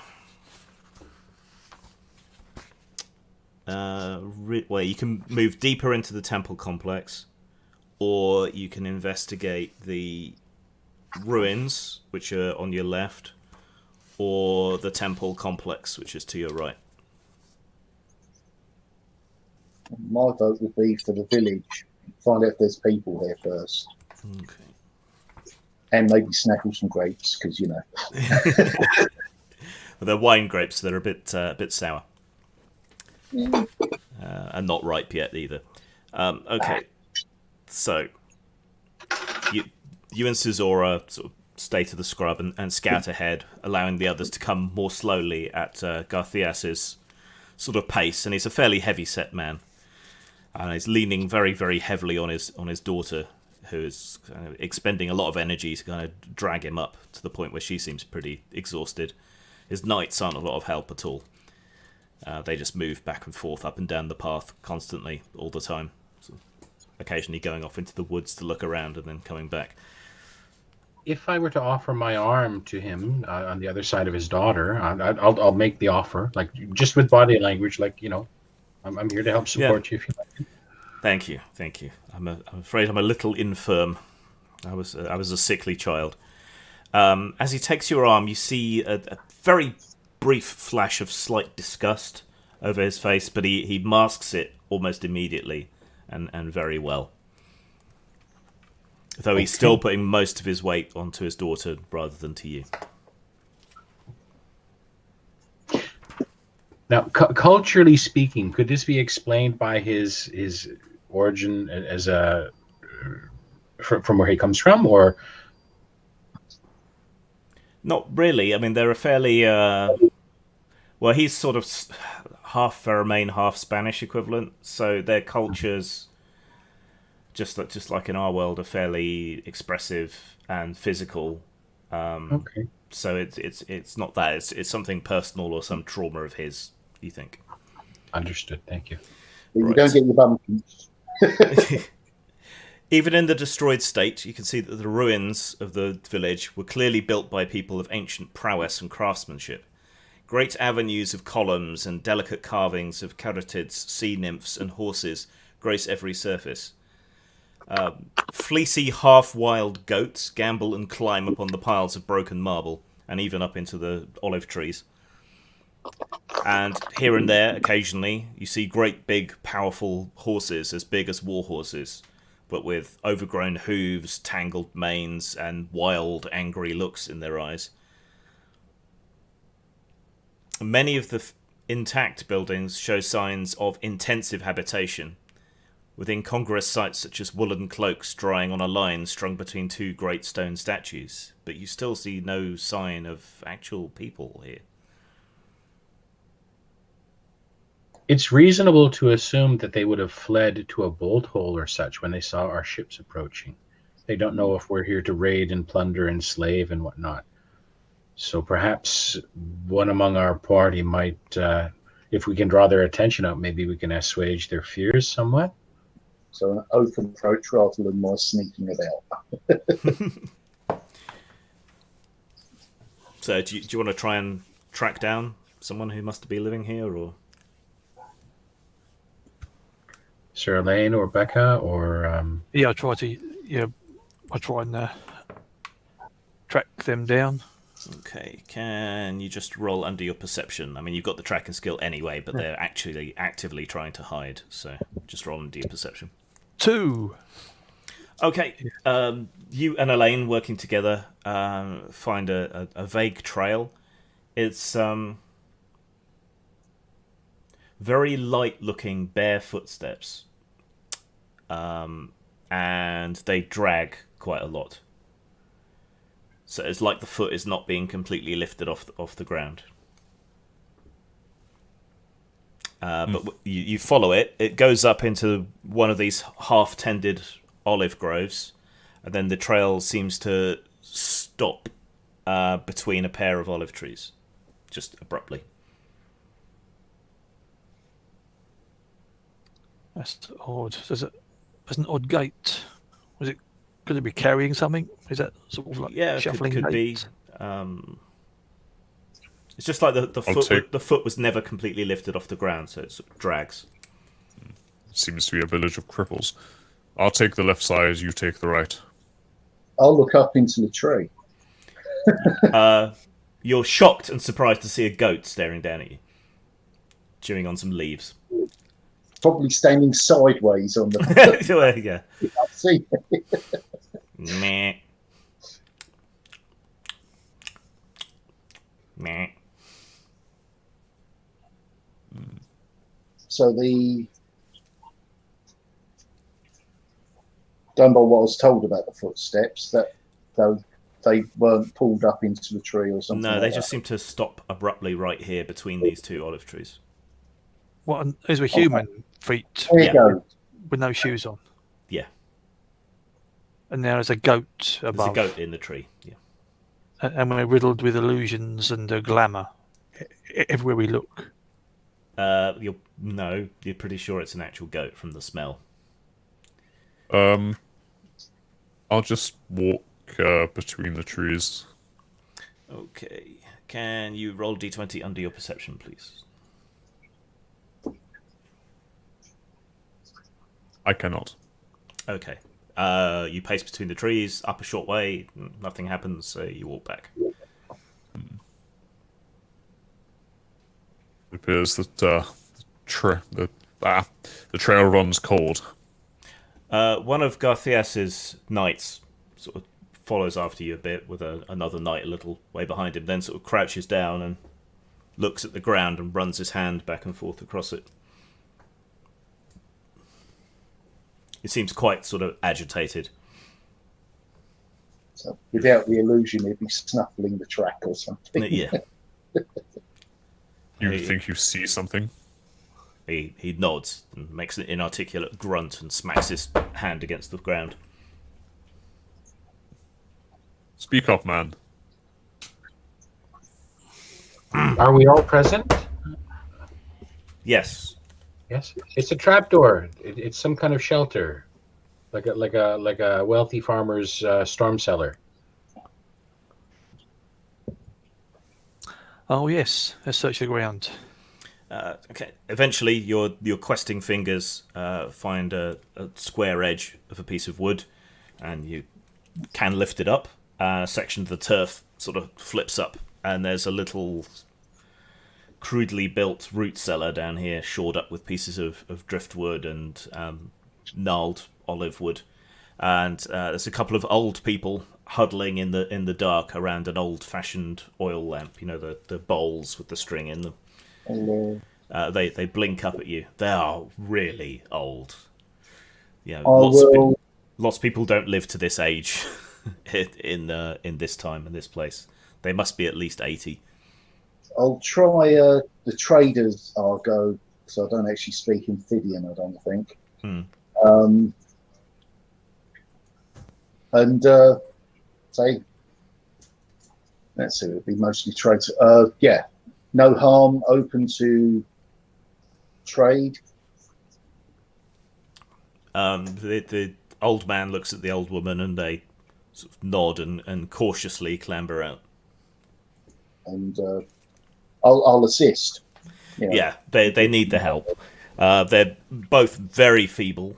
Their skin is completely brown from exposure to the sun. You got deep wrinkles. He's got a sort of couple of tufts of white hair going off in two different directions. She has very thin, long white hair, and they're not exactly the visions that you've seen from old Amphibian statues. You know, they're dressed in smelly goat wool clothes, no shoes. You know, just crude sticks to help them walk. The woman's hands are just knots of arthritic swelling. And the old man reeks of booze. No, probably because I was in the cellar. Well, I'll as I introduce myself, I'll try running through a couple of the other languages I speak. On the off chance they speak Icelandic, that would be really helpful. I can't see it. So. Bits and pieces between Back Isle and Trader's Tongue. You can make each other understood with a bit of pantomime as well. Got both of those. Yep. 1 second. But if there is someone in the group that's more, actually fluent in Amphibian, then they would be the people to take over, really.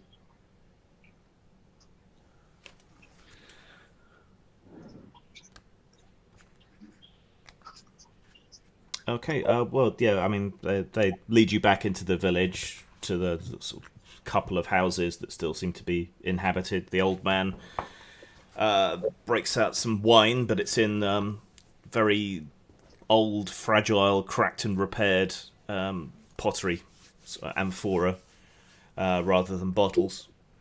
And he pours you out some of his wine. Oh, very kind. I'll take a sniff first. It's strong, but pretty good. I mean, he's had 80 summers to perfect his craft, so he seems to be fairly good at it. I will show appreciation. I'm Alexandros. This is Vola.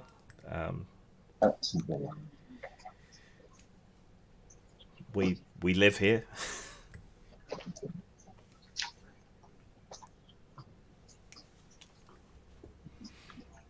What brings you to our island? We're explorers. Myths and legends of this place abound, and we came along to find the truth of them. We currently work for that gentleman over there, and I'll point over to the Jabal Hut looking. Yes. I'm definitely getting that vibe there. Yeah. Uta solo. Ho ho ho ho. Okay. Yeah. They nod. But what brings you to our island, and how did you get here? Oh shit! A ship. Yeah. My ancestors had given up hope of anyone coming here. I'm sure we could negotiate passage if you wish to return somewhere. I don't know if we wish to leave now. There were others, but our population had been dwindling for many, many years. Attacks or... Many of them just vanished one day. At least that's how it seemed. There were not many of us. A few who would pick the olives and the grapes, a few who could still manage to go fishing. I make wine. Vula weaves the goat wool. But we're about all that's left, as far as I know. Would any of my healing magics be able to treat arthritis at all? Are there any? You could treat the symptoms temporarily with a minor healing spell, so you could ease her pain for a bit. Would that a bit as in minutes, hours, days? Probably a day. Okay. I think it's a miracle cure, isn't it? Is Yeah. what you're after. Which is higher level.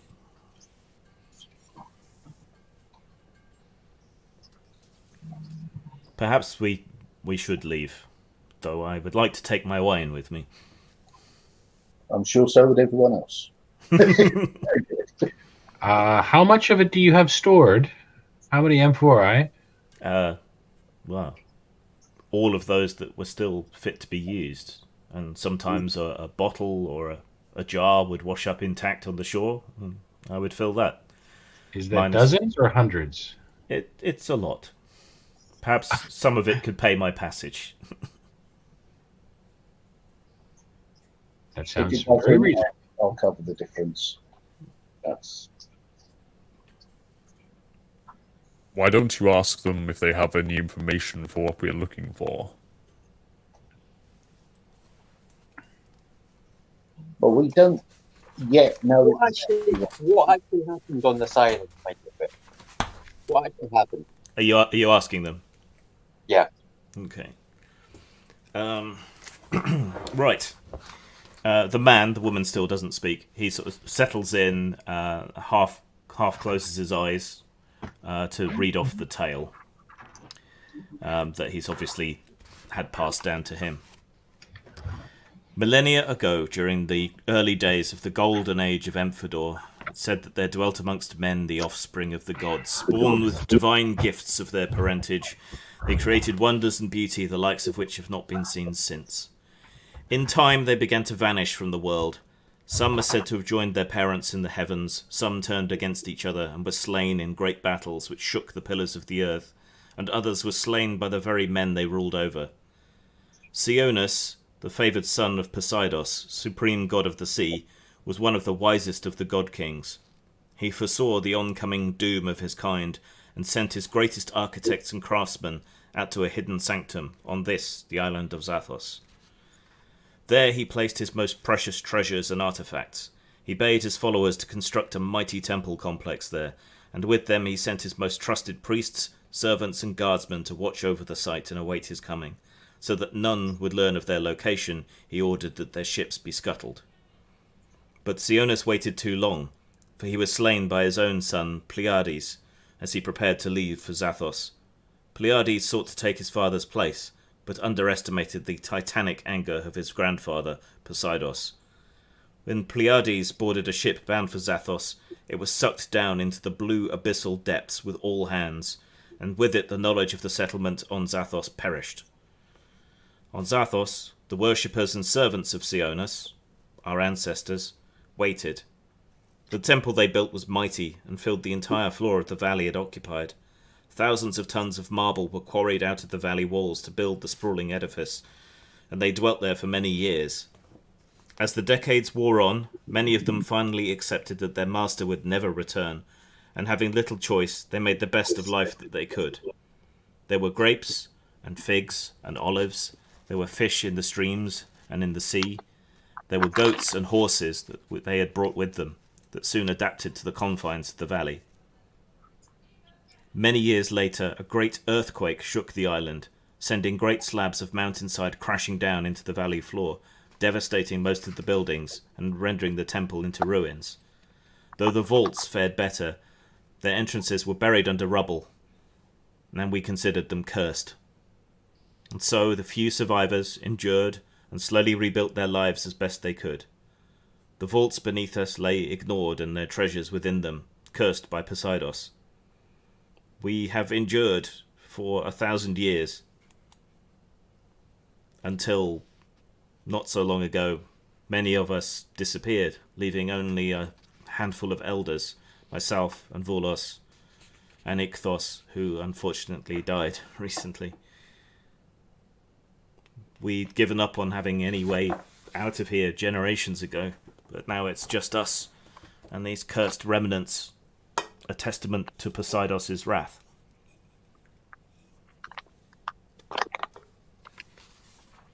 And he sort of comes out of his storytelling trance. Well, it's wrong for you to suffer for something you never did. What do the gods care? No. So this was basically a holiday camp for the gods then. Gods? Gods Well, plural? Don't start Elaine. Don't start on your rants, please. Slow it up. They'd have to get used to a few different ideas there, wouldn't they? I didn't know we were dealing with a heretic. No. Thousands of years. Basically, the gods came here, had their oats, and fucked off. It's a holiday camp for the gods. That's what this island is. Perhaps Right. demons masquerading as gods. Maybe both. Club Meg. Ibiza. Cyprus. Respected uncle and respected auntie, you mentioned in the story that folks had begun disappearing. Could you share any more of the stories? Would they disappear at night or at dawn to fetch water or while toileting in the night? Or were there any signs of violence or jealous lovers attacking each other or such like? No, just gone. Tools left in the fields. The occasional spot of blood here and there. Fishing vessels that we were barely keeping together anyway, broken, washing up on the shore. You mentioned blood. Did that lead to any stories or strong suspicions of violence or predation? The horses can be wild and dangerous, but we steer clear of them. There are otherwise no real predators other than ourselves when we were younger and fitter on the island. What of playthings of the gods that might have slumbered below? Something could have come out. Poseidos's rage could last even to today, but we've seen no disturbances in the temples. But if they were playthings of the gods or their pets or servitors, they would be keen beyond our senses, would they not? True, but why would they not have taken Poseidos's revenge upon us in the millennia? Perhaps they did in their own cruel time. To an immortal, I suppose 1,000 years is as little as a day. What I'm getting is you'd have no objection to us poking around and trying to pay to this thing. Perhaps you would draw Poseidos's rage onto you and spare us any more. Or perhaps he's finally decided to forgive us and sent you to rescue us, and to put paid to whatever curse remains. Perhaps all of that can be true, and perhaps we could treat you to a few foodstuffs you might not have had in many a year. Would you join us back at our camp? Yes. We've got pickled everything. Well, to them, everything is a novelty and delicious beyond words, especially the rum. And introduce them to the merchant. Sorry. I will try to engage them in a bit of small talk about any stories or legends they might have known about any of the gods' playthings or their divine hunting animals or so on. And I'll try and pepper a couple of soft hints about shapeshifters or lycanthropes or creatures like that to see if they know of any stories or legends or if that's anything in the wheelhouse of Poseidos. He knows many stories. Supposedly the horses that live here, the horses of Zathos, were birthed from the foam spray of the waves.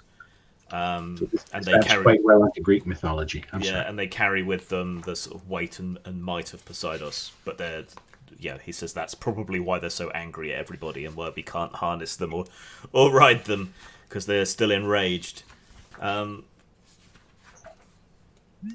He can spout off about as many different amphibian, relics and so on that could be down there, but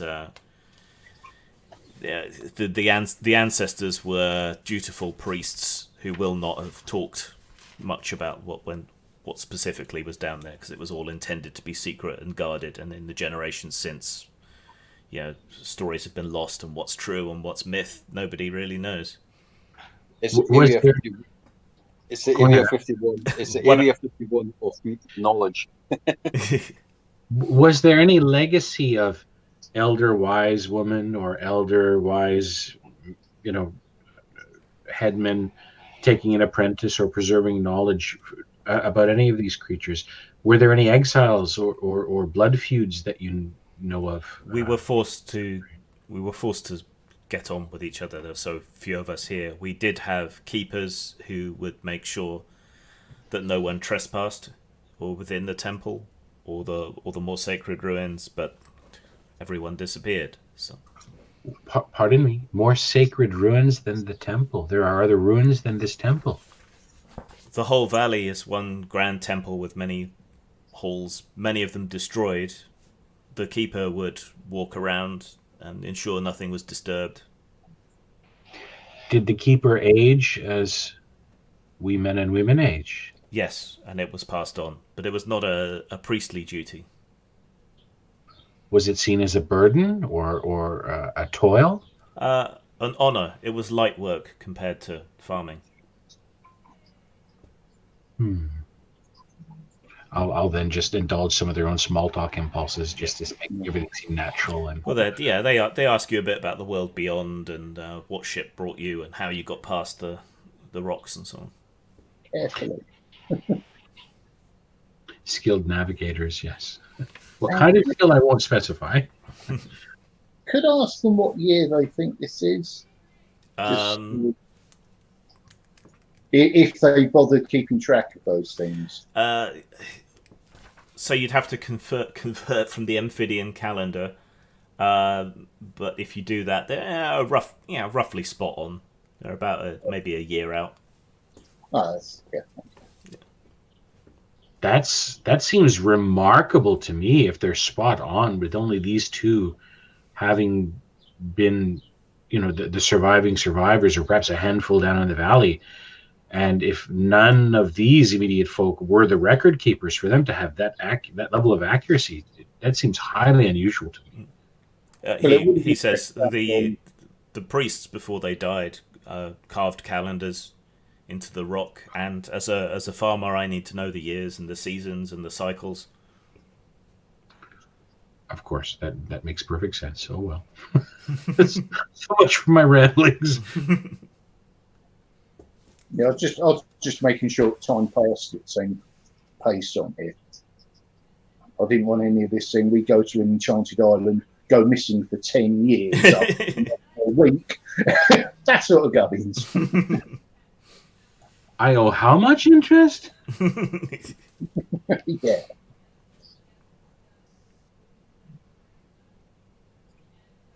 Okay, well, with their permission, if we could clear up a few of the huts, make them habitable for our crews. Yep. The sailors still want to stay on the shore inside of the ship in case there's any trouble, but the rest of you can encamp in one of these stone houses that's in reasonable nick. Yeah. I mean, they're solid, they're well made, they're sound, they're just very old and have been intruded upon by growth here and there. And now that we know, do the goats appear more skittish when the knights are around? Yes, but otherwise they're pretty damn tame. But Kind of the opposite of the horses. This would account for the excess bleating we had on the journey here. Yes. Thinking about it. Mm. They weren't just nervous because they were pretty. No.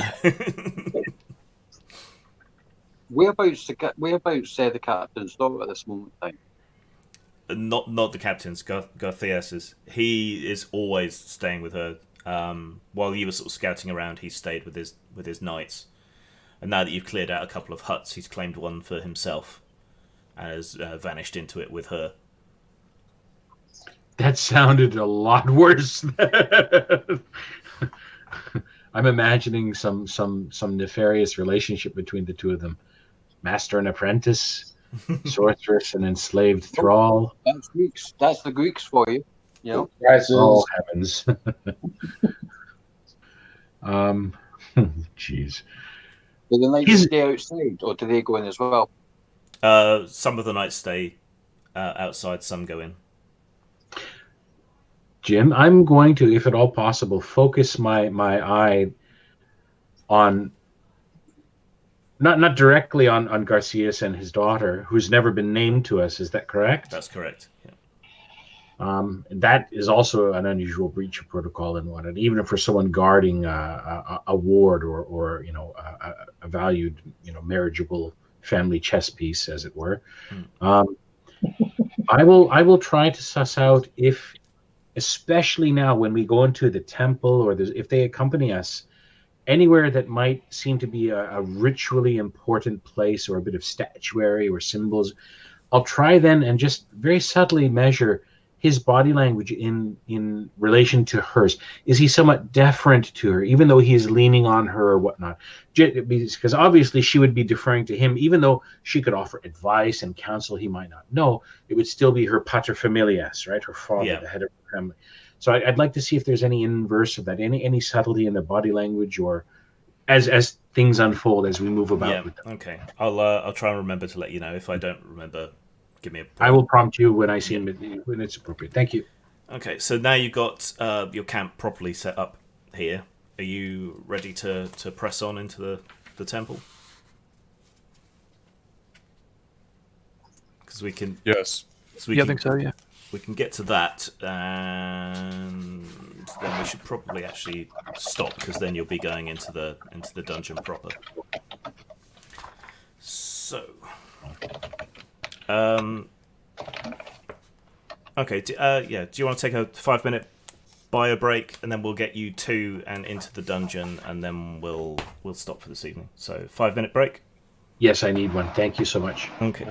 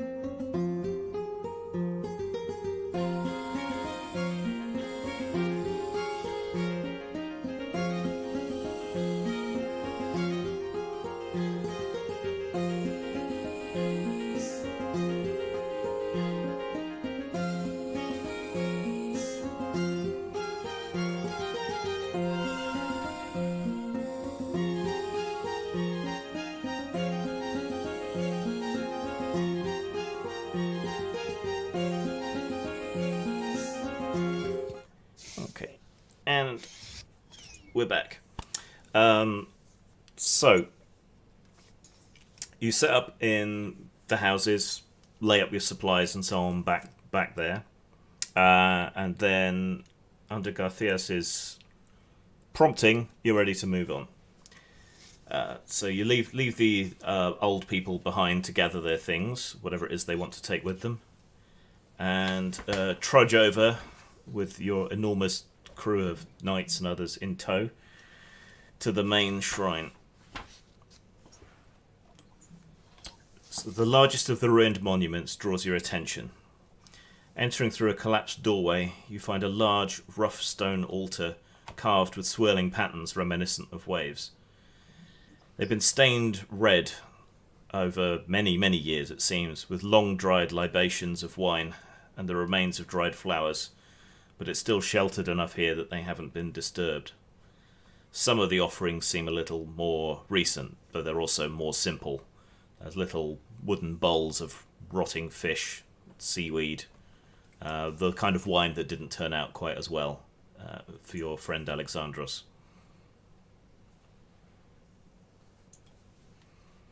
The shrine seems to form part of an entrance onward through a cloister to the main temple.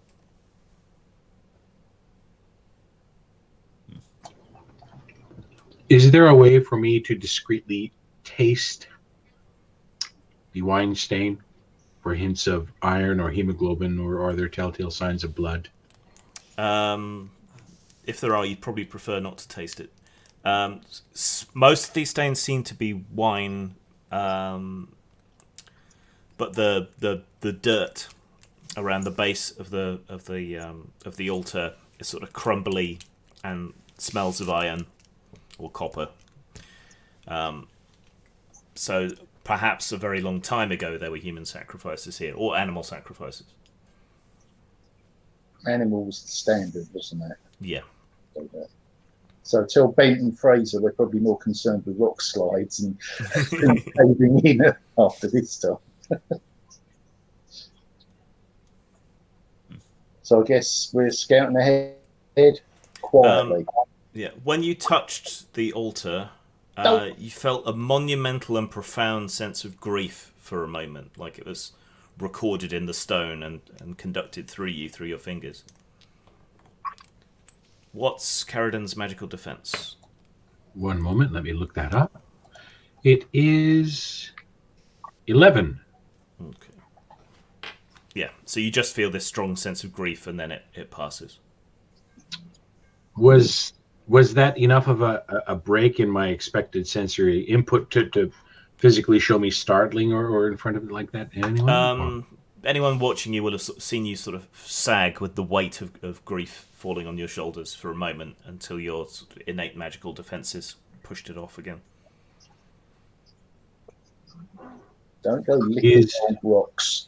is Garcias or his daughter here with us, or are they? Yeah, and the knights, they're still following you. Though the knights are getting more and more skittish. Garcias and his daughter, however, are they looking at me, or are they otherwise occupied as we move through the room? Garcias is sort of impatiently looking onward towards the full temple down the path. I will.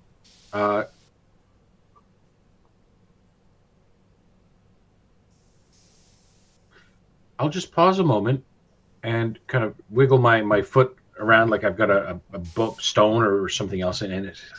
Bloody, this won't do. And I'll kind of kneel down and pretend I'm futzing with my boot or so on. I want to fully and clearly and intently, while allowing my reflex to defend my mind magically relax somewhat, press my whole palm onto the altar to see if I can drink in anything else. Okay. Spend a single magic point. Okay.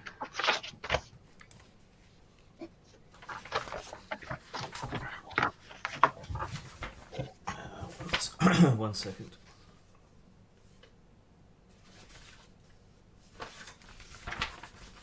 Are you trying to Deanna Troy a sacrificial altar?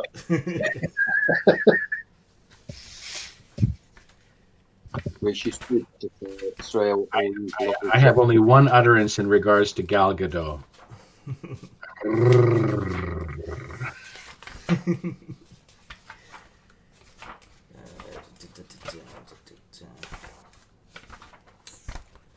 She definitely won the genetic lottery.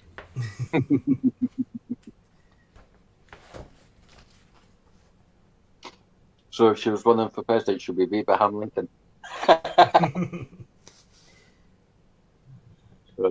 Sorry, I had to squeeze that in. Okay, so yeah, the sense of grief hits you again, overwhelming. You get a sense of a man through the ages. You sort of see him starting young, then getting older, in an increasingly decrepit toga, and he's piling sacrifices and burning goats, burning a horse on the altar, making offerings, lavish offerings of wine, cutting his own hand and spraying blood on the altar and offering up great cries to Poseidon. And then you see him slit his, presumably you get the sensation, he slit his own wife and child's throats over the altar in one last sort of desperate attempt to hear from his god or to curry his favour. And then you sense the earthquakes and the vision passes.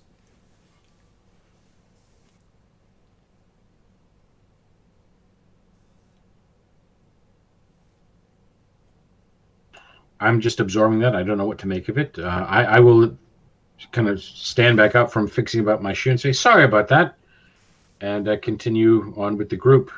When I can subtly catch one or two people's eyes, I'll just kind of raise my eyebrow, kind of Dr. McCoy style, just to kind of let them know.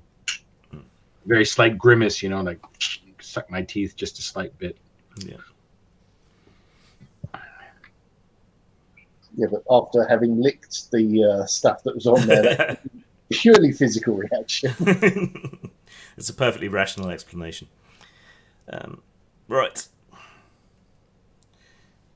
I appreciate your professionals, but we should move on.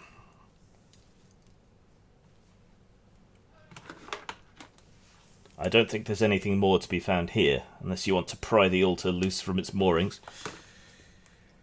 Are you planning on taking the entire group with us? That would be up to you. You're in charge, but I must accompany you. Well, I'm concerned about the fact that there's been earthquakes here. That's going to make things looser, structurally speaking. Very well, but let's press on for now.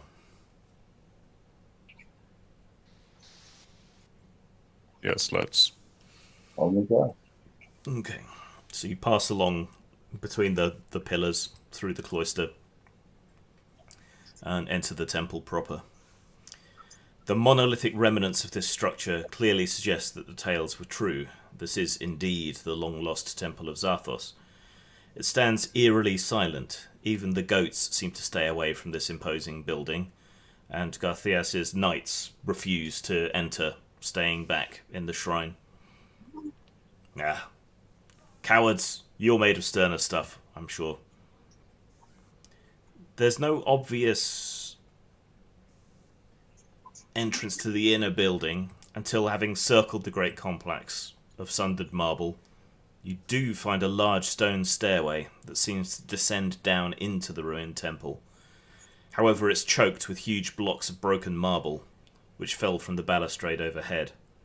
The blocks must have lain here for a very long time, as they're covered in a profusion of grapevines and moss, which has overgrown them. But that seems to be the only way down into the temple vaults.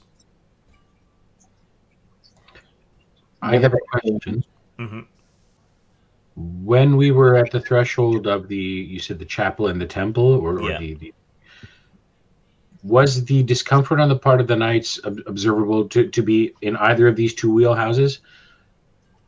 Not allowed to go in, or don't want to go in? Don't want to go in. Okay. And Garthias' chiding of them doesn't seem to have had any effect on that. Well, I can see why you hired us. And I'm watching him to see if he... Well, Milano did say you were good. And you do seem to be made of sterner stuff. Still, it can't hurt to have men guarding our rear. As long as nothing happens here. Yeah. But what shall we do about this? Our way Were is these blocked. were these men specifically named to be knights by Garthias? Yes, and they to your eye they appear to be knights. Would their cowardice at this point not be immediately? And forgive me if this is metagaming. I'll hush about anything like this in the future if it is. Wouldn't Sir Elaine take umbrage at that, or note that immediately, or even want to, like, would he be principled any of his oaths to chastise them for their cowardice or so on? Yeah, I don't mean to point that out as a failure on Jack's part for paying attention. Please don't misinterpret that at all. I'm curious if there would be a prompt there that he might. Anyway, it's meant to be positive. I did sort of notice that. I just didn't say anything. Okay. Now, is that too metagamey a question? Like, should I shy away from that? Stop being so Canadian. Thank you. Well, I think you've already told us that that they're glamoured, and Yeah, so I think in that context, not upbraiding them because you know that they're not kosher, not genuine. I think that's a natural reaction. It's a bit of an unusual reaction, but in the context, it makes sense. And there's no point upbraiding them. So, Becca, how do you fancy becoming an alpha? what do you mean becoming? I am the alpha. I'm the alpha. Of those guys, your ability, how powerful is that? Well, that's an interesting concept. I hadn't thought about that before, but yes, that would involve me killing the alpha female and becoming the alpha female myself. Yes, that's how wolves work. Yes. Question. So, but that's a very good point. In most of our interactions, on the way back, we'll explore that. yeah, possibility. Yeah, sorry. What were you saying? in our interactions, our party's interactions with anyone of status or a benefactor granting us a job or so on, Sir Elaine has been our nominal leader, yes? Yeah. Okay. In that case, following that precedent, I'd like just to kind of catch his sleeve. I need to whisper something to him. I'll just grab his ear and say, Sir Elaine, before we go further, I have an almost uncontrollable urge to look over at he and she and say, are your wolves not coming? I think this might be a perfect spot to do that. What do you mean? Well, to see their reaction, if they suddenly turn on us or if they reveal the truth and explain a bit about why they took those actions, so we could gauge if there was, definitive malfeasance or any benevolence or just enlightened self-interest. We may not have an opportunity except at a crisis moment here on in. I don't know what I ate, actually. It's just, did you have any problems? No?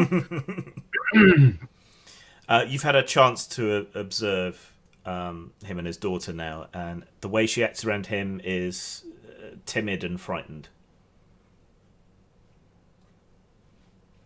Okay. I'll then add, I'll tug and whisper, look, I'll follow your yay or your nay, and he's scared. She is scared. Yeah. He's definitely the one in control. I misread the dynamic. My suspicions were wrong. But yay or nay on my idea. If he raises his hand to strike her, I'll do something about it. But until then, we have nothing but suspicions. I meant my wolf comment. What wolf comment? Oh my God. That's not true frustration. I'm trying to portray her in-game frustration. I have the idea of saying to he and she before we go forward, are your wolves not coming? To see how they react. That way, rather than have them possibly spring a trap on us later, they might figure the jig is up now and show their true colors, right? that they're wolves in sheep's clothing. Or they might then say, "Oh, my bad. Here's why we did it," and then we glimmer a bit of trust from them. This is the make or break it point. I'm yay or nay. What do you think? You're our nominal leader. I don't know why you would need to ask me anyway, but Milano, are your wolves not coming? No, you're getting the names wrong again. Garthias. Milano's your friend. My wolves? What do you mean? You mean my soldiers? They're not bandits. They're not wolfskins. And then I just sort of wave to Keratin. Yes. And then back to Giovanni. Garthias. Okay. He's arched eyebrow. Like, what? Shall we not insult each other any further? Your men are glamoured. They are double-aured. They are not human. At least they're not human like we are. No.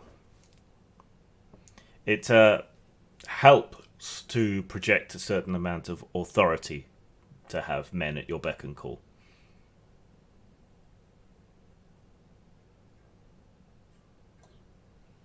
Just how old are you? Myself? Oh, I'm 26 summers old. 26? Yes.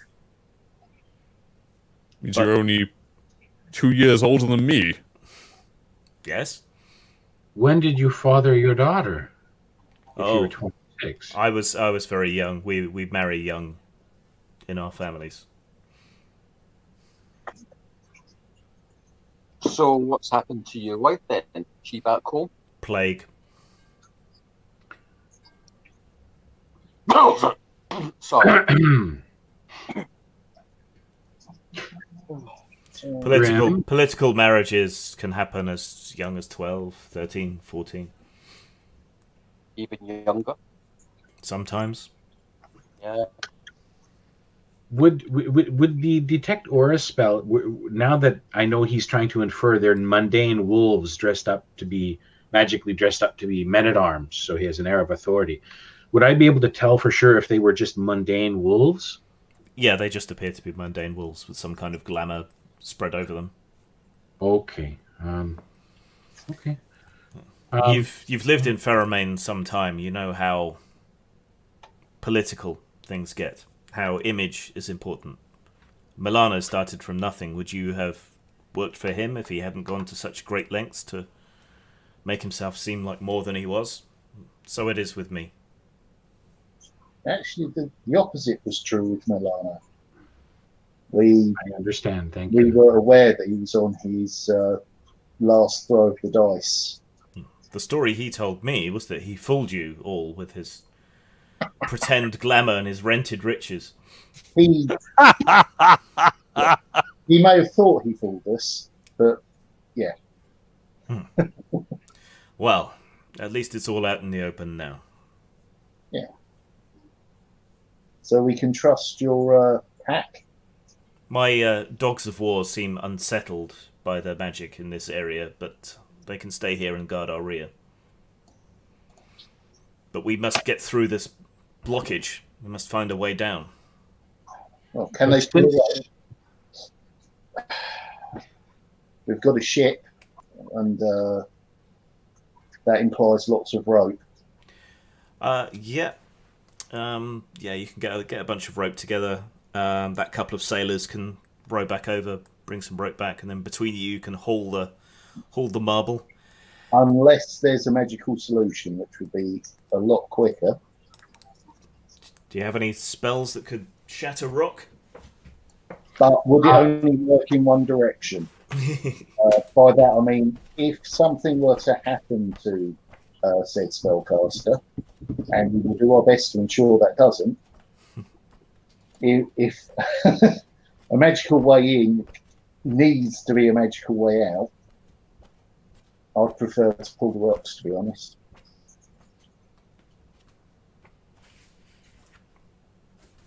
I don't think there's anything Abbas can do that would smash through rocks.